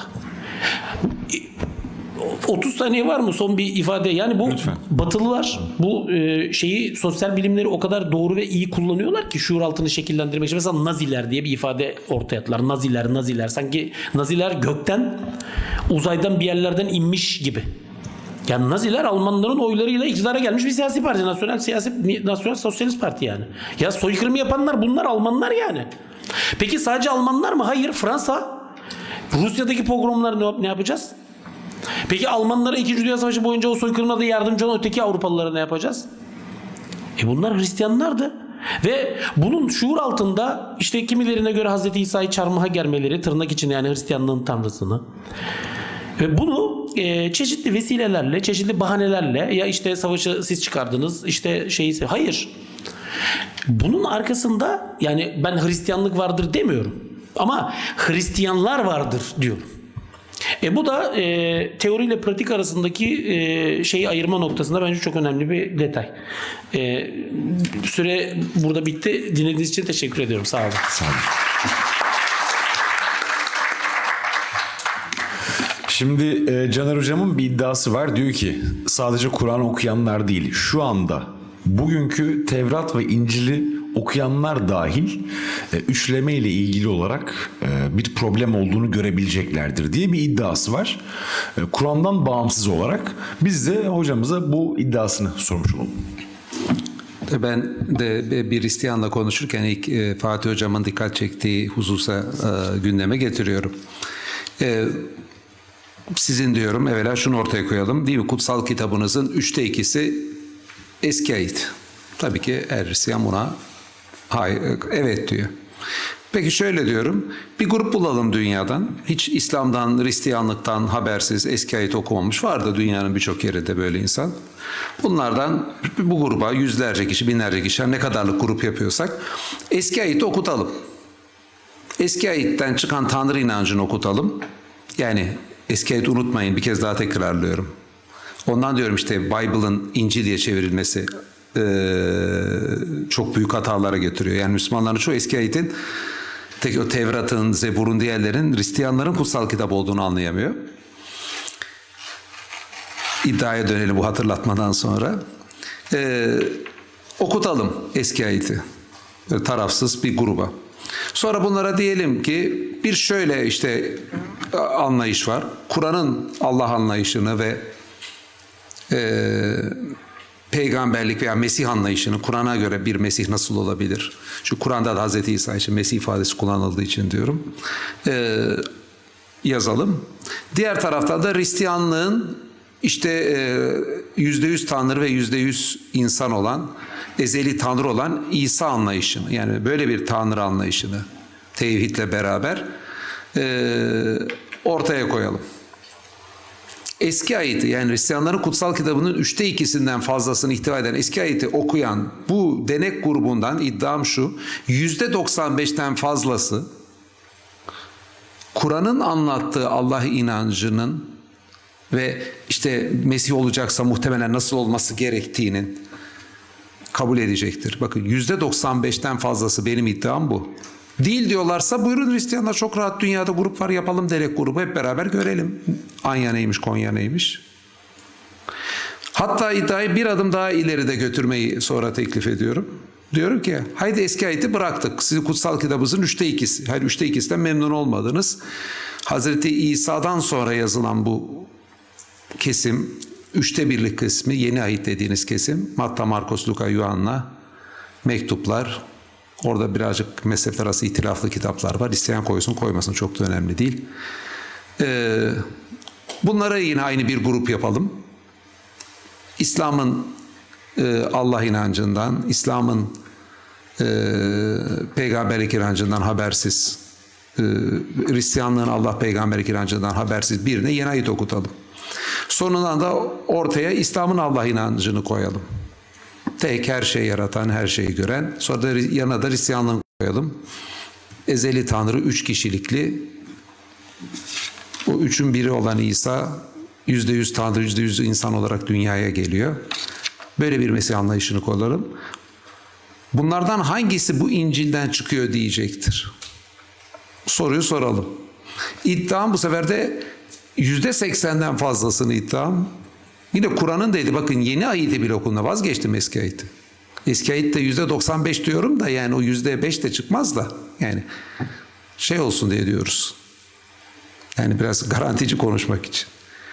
Ama yeni ayetten bile hareket etse emin olun %80'den fazlası Kur'an'ın anlattığı Allah inancını çıktığını, onun daha yakın olduğunu yeni ayetin söyleyecektir. Öyle değil diyorlarsa buyurun deneyi dünyada yapalım, yani çok zor değil yani böyle bir grup oluşturalım. O zaman bir Hristiyana bence şunu sormak gerekir, eğer deneyin sonucu dediğim gibiyse. Ya sizin orada kutsal kitabım dediğiniz kitabınızdan bile çıkan Allah inancı ve peygamberlik inancı veyahut da Mesih inancı diyelim. Sizin kutsal kitabınızda şu yazan bile Müslümanların savunduğuna daha yakın. Yani ben vazgeçtim şeyi. Kur'an'la arasındaki farkı. Sizin elinizdeki kitaptan bile dediğiniz çıkmaz. Kur'an'ın dediğine daha yakın. Bu böyleyken hele protestanlar için. Yani protestanlar biliyorsunuz tarihte Katolik lisenin din üzerindeki otoritesini reddettiler. Sola scriptura dediler. Yalnızca işte kitap dediler. Burada eski ayette yeni ayeti beraber kutsal kitap olarak bize yeter dediler. Aslında protestan hareketin doğal sonucu bir yerde üçlemeyi ve diğerlerini de atmayı gerektirir. Çünkü siz şu anda yani İncil'i atsanız, hani eski ayette zaten çıkmıyor da İncil'in herhangi bir yerinden üçlemenin tarifi, üçlü birlik öğretisi dediği en temel tarifi bulmanız, çıkartmanız mümkün değil. Son bir. Çok zorlamanız, yani bayağı çok zorlamanız lazım. Eski Yuhanna'daki bir iki tane ifadeyi İsa'ya aşırı yücelten gösterebilirler. Ona karşılık yani mevcut İncil'leri büyük bir bölümünde Allah'a dua eden, yakaran, kendinin eksik olduğunu, yalnız Tanrı'nın iyi olduğunu anlatan bir İsa bulacaktır. Oğullar ifadesinin Yasin hocamın dikkat çektiği gibi bütün Allah'ın sevgili kulları için kullanılan bir ifade olduğunu bulacaktır. Sırf İsa için kullanılan bir ifade olmadığını. Bunu bence eğer ki bir misyonerle rastlarsanız ilk ona bunu sorun. Sizin elinizdeki eski ayet, Kur'an'ın anlattığı Allah inancına, Mesih inancına mı yakın diye sorun. Sonra buna onların bile hayır demesi çok zor. İkinci izahta birazcık bence tevhile falan zorlamaya çalışacaklardır ama birazcık İncil'i eğer iyi biliyorsanız mevcut İncil'i onu da başarabileceklerini sanmıyorum. Evet, söylenebilecek şeyler çok, burada bırakalım. Sağ olun. Teşekkür ediyoruz. Aslında Emre Dorman hocama soracağım. İlk bölümde biraz değinmişti. Hristiyanların ve Yahudilerin cennete girip giremeyecekleriyle ilgili bir durum. Nasıl hocam, en son toparlayıp bir şeyler söylemek istersiniz? Evet, teşekkür ediyorum. Şimdi enteresandır. Bütün inançlar cenneti ipotek etmişler. Yani kimin cennete girip kimin girmeyeceğine karar veriyorlar. Halbuki Allah'ın cennetinde herkese fazlasıyla yer var. Bu tabii böyle kişisel bir görüş olarak ifade ettiğim bir şeymiş. Şüphesiz değil. Yani öyle olsa hata olurdu zaten. Mutlaka bir ayete dayandırılması lazım. Din adına yapılan iddiaların. Yani din adına konuşan herkesin Allah'ın kitabından konuşması lazım. Bir kere bunu anlamak lazım. Yani onun dışında söylediğimiz her şey kişisel yorum ve görüş olur. Din olmaz. Şimdi Kur'an-ı Kerim'de hem Bakara suresinde hem de Maide suresinde bu konuyla ilgili dikkat çekici ayetler var. Şimdi bakın, Bakara suresinin 62. ayetinde birlikte okuyalım. Deniyor ki şüphesiz ki iman edenler yani işte Kur'an'ın iman edenler olarak ifade ettiği, hani peygamberimizle birlikte iman edenler olarak anlıyoruz. Müslümanlar, iman edenler, Yahudi olanlar, Hristiyanlar ve Sabiilerden her kim Allah'a ve ahiret gününe iman edip iyi işler yaparsa onlar için Rableri katında ödüller vardır. Onlara herhangi bir korku yoktur. Onlar üzülmeyeceklerdir. Şimdi Kur'an'ın beyanı bu. Diyor ki yani iman edenlerden, Yahudi ve Hristiyanlardan, Sabiilerden kim Allah ve ahiret gününe inanıp iyi işler yaparsa onlar için Rableri katında ödüller vardır. Yani mesela Kur'an-ı Kerim şöyle bir şey demiyor. Yahudi ve Hristiyanlardan kim işte sizin inandığınız gibi inanırsa işte Kur'an-ı Kerim'e, Hazreti Peygamber'in peygamberine vesaire diye bir özellikle ayrıcalıkça bir vurgu yapmıyor. Devam ediyoruz. Maide 69'da yine onu destekleyen bir ayet. Şüphesiz ki iman edenler, Yahudi olanlar, Sabiler ve Hristiyanlardan kim Allah'a ve ahiret günü iman edip iyi işler yaparsa onlar için hiçbir korku yoktur. Onlar üzülmeyecekler. Demek ki aslında ahirette korku duymayacak olanlar, üzülmeyecek olanlar kimler? Bu ayetlerin beyanını sağladığımız zaman Allah'a iman eden, ahirete inanan ve iyi işler yapanlar. Dolayısıyla yani Müslümanların tamamı da cennete girmeyeceği gibi Yahudi ve Hristiyanların tamamı da cehenneme girmeyecektir. Çünkü aksi türlü Allah'ın işte Müslüman bir anne babada dünyaya gelen insanlara torpil geçmiş olması lazım ki haşa bu Allah'ın adalet sistemiyle örtüşmez. Yani düşünün ki ben İstanbul'da doğdum. İşte birkaç yüz kilometre batıda doğsaydım Atina'da dünyaya gelmiş Ortodoks bir Hristiyan olacaktım belki de. Yani şimdi Allah benim İstanbul'da doğmamı benim kaderim kılıp Atina'da doğan Ortodoks bir Hristiyanın kaderinde orada doğmak mı kılmış? Bu açıdan düşündüğümüze baktığımızda. Şüphesiz ki böyle değil. İnsanlar Yahudi, Hristiyan ya da Müslüman oldukları için cennete veya cehenneme girmezler. İnançlarındaki samimiyet ve eylemlerindeki hareketlerden dolayı cennet ve cehennemi hak ederler. Bakara suresinin 111. ayetinde az önce aslında onu hatırlatmıştık ama onu da tekrar hatırlatalım. Kitap ehli Yahudi olan veya Hristiyan hariç kimse cennete girmeyecek diyerek hatırlarsanız cenneti ipotekler altına almışlardı. Allah bu ayeti bize niye hatırlatıyor demiştik. Biz de aynı hatayı yapmayalım diye. Ama bu onların kuruntularıdır diyor ayet bize. Yine 112. ayette diyor ki aksine kim güzel davranarak yüzünü benliğini Allah'a teslim ederse onun ödülü Rabbi katındadır. Bakın dikkat edin, burada da herhangi bir ayrım yapmıyor. Yahudi, Hristiyan, Müslüman diye bir ayrım yapmıyor. Aksine kim iman edip benliğini Allah'a teslim ederse onun ödülü Rabbinin katındadır diye burada açık bir şekilde ifade ediliyor. Şimdi tabii son olarak şunu da hatırlatalım. Bizim geleneksel anlayışta şu iddia ediliyor. Deniyor ki Müslüman olan bir insan diyelim ki cehenneme bile gitse mutlaka bir şekilde bir süre orada azap gördükten sonra çıkıp tekrar cennete dönecektir. Halbuki bunun Kur'an-ı Kerim'e baktığımız zaman mümkün olmadığını görüyoruz. Yani cehennem ehli olan bir insan cehennemde kalır. Cennet olan ehli olan bir insan da cennette kalır. Peki bunun bir örneğini görüyor muyuz yine Kur'an-ı Kerim'de? Bakın Bakara suresinin 80. ayetinde diyorlar ki kitap ehlinden bazıları sayılı birkaç gün hariç bize ateş dokunmayacaktır. Yani cehenneme gireceğiz, bir süre sonra çıkacağız. O yüzden rahat bir şekilde hareket edebiliriz. Hani şeylere karşı, ümmilere karşı bir sorumluluk yoktur ayetini okumuştuk ya önceki konuşmalarda. Rahat bir şekilde hareket edebiliriz. Peki biz aynı şeyi söylüyor muyuz bugün? Yani bu ayet niye burada var? Biz aynı hataya düşmeyelim diye. Biz aynı şeyi söylüyoruz. Diyoruz ki ateş bize belli bir süre dokunacaktır. Ondan sonra cennete döneceğiz. O zaman yani demek ki ne şiş yansın ne kebap. Ne dünyadan olalım ne ahiretten olalım anlayışıyla hareket edebiliyoruz. Allah da soruyor, diyor ki onlara de ki siz Allah katından bir söz mü aldınız ki Allah asla sözünden caymaz. Yoksa Allah hakkında bilmediğiniz şeyleri mi söylüyorsunuz diye açık bir şekilde burada uyarıda bulunuyor. Ve Bakara suresinin yine 81 ve 82. ayetlerinde diyor ki hayır kim bir kötülük işler de kötülük kendisini çepeçevre kuşatırsa işte o kişiler ateş halkıdır, orada ebedi kalacaklardır. Yine devamında diyor ki iman edip iyi işler yapanlara gelince onlar cennet halkıdır. Onlar da orada ebedi olarak kalacaklardır. Yani cennetten de cehennemden de bu anlamda çıkış yok. Ve Allah gerçekten bir insan neyi hak ettiyse adil bir şekilde onun hakkını verecektir. Dolayısıyla Allah'ın kullarına zulmetme ihtimali asla söz konusu değildir. Ama cennete giren birinin de cehenneme giren birinin de sanki orada amellerini düzeltme, tekrardan hatalarını telafi etme imkanı varmış gibi tekrardan cennete döneceğini düşünmek de Kur'an açısından söz konusu değildir diyebiliriz. Teşekkürler. Teşekkür ediyoruz. Son olarak Yasin Hocam da yine 5 dakikalık bir süremiz kaldı. Şimdi az önce Emre Hocam biraz atıf yapmıştı. Zafer Hoca'nın sinirlerini zıplatan bir Pavlus vardı. O muhtemelen Yasin Hocam'ın da karşısına çıkmıştır. Kendisi acaba neler söyleyecek?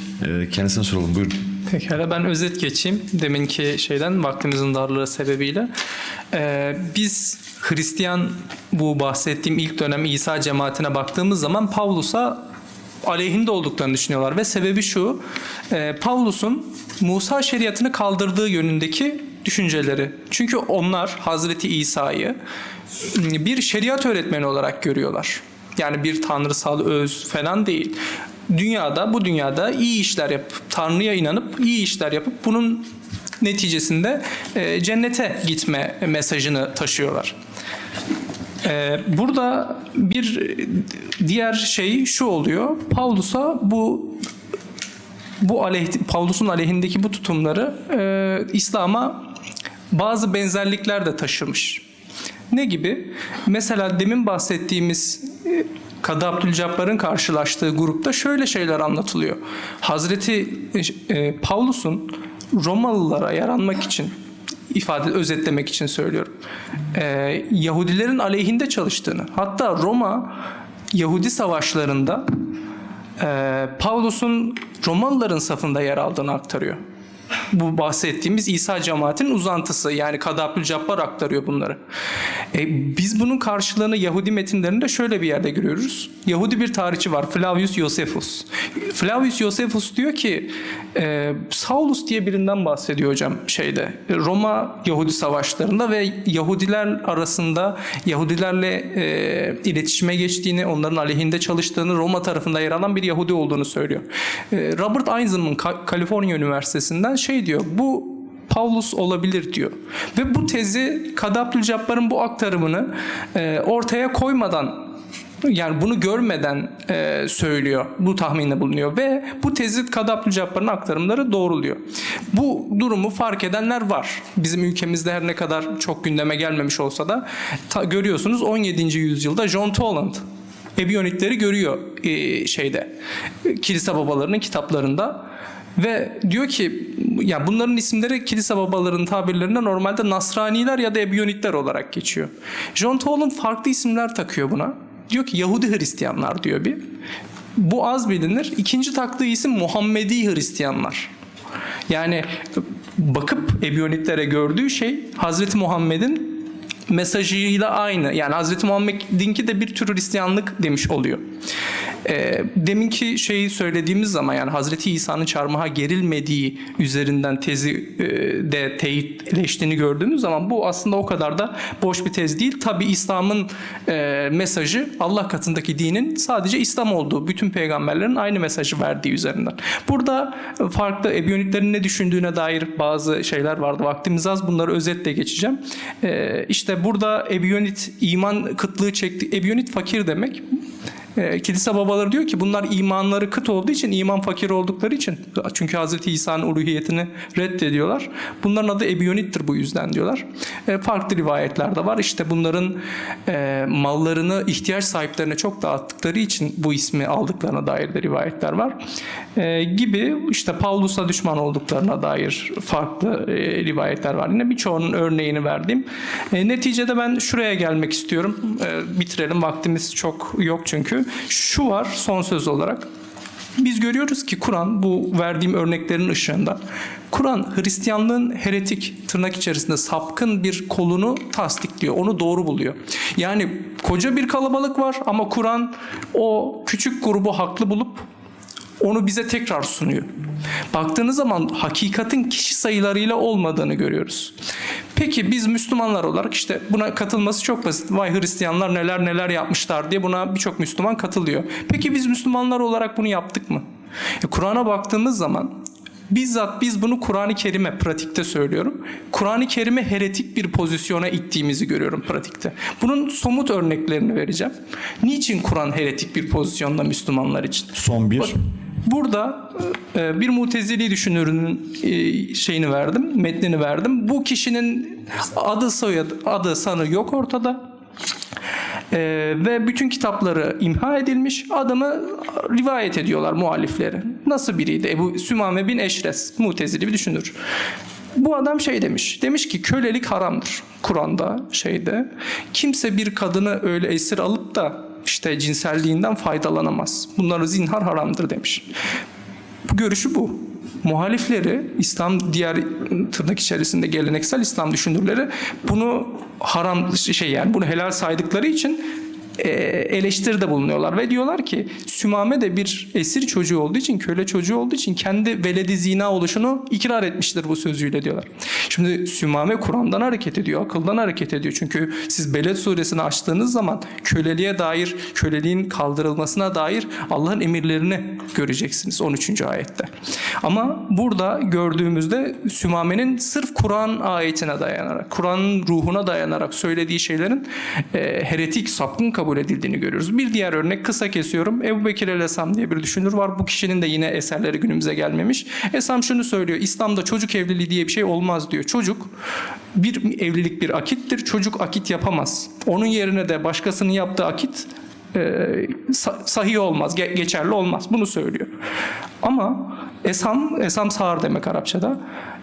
Bunu söyleyen muhalifleri diyorlar ki Esam diyorlar Hazreti Ayşe rivayetini duymadığı için, sağır olup da duymadığı için böyle saçmalıklar söylüyor diyorlar. Şimdi gördüğünüz gibi Esam hem akla dayanıyor hem de Nisa suresinin 6. ayetine dayanıyor ve diyor ki orada Allah evlilik çağına gelmiş kadınları, yetimlerin evlendirilmesini bir kamu görevi olarak kamusal alana aktardığı zaman diyor ki eğer evlilik çağı yoksa, çünkü insanlar çocuk yaşta da evleniyorsa Kur'an abes bir şey söylemiş olur. Çünkü evlilik çağı diye bir şey yok. Yani doğduğunda da evleniyorsun demek bu. Bunun reddini yaptığı zaman hem aklen hem Kur'anen bunun da sapkın olarak hakaretle karşılandığını görüyoruz. Benim söyleyeceklerim bu kadar. Biraz çok dışarıda değil, içeriden de bakmak lazım diye düşündüm. Teşekkür ederim dinlediğiniz için.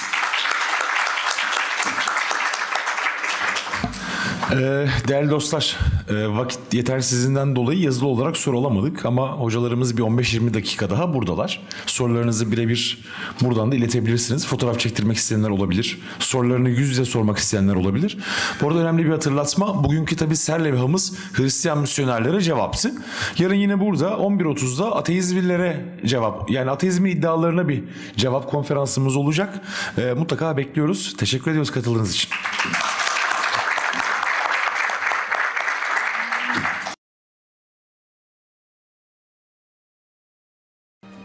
Dijitürk 1. kanaldan Kur'an'ın söyledikleri programı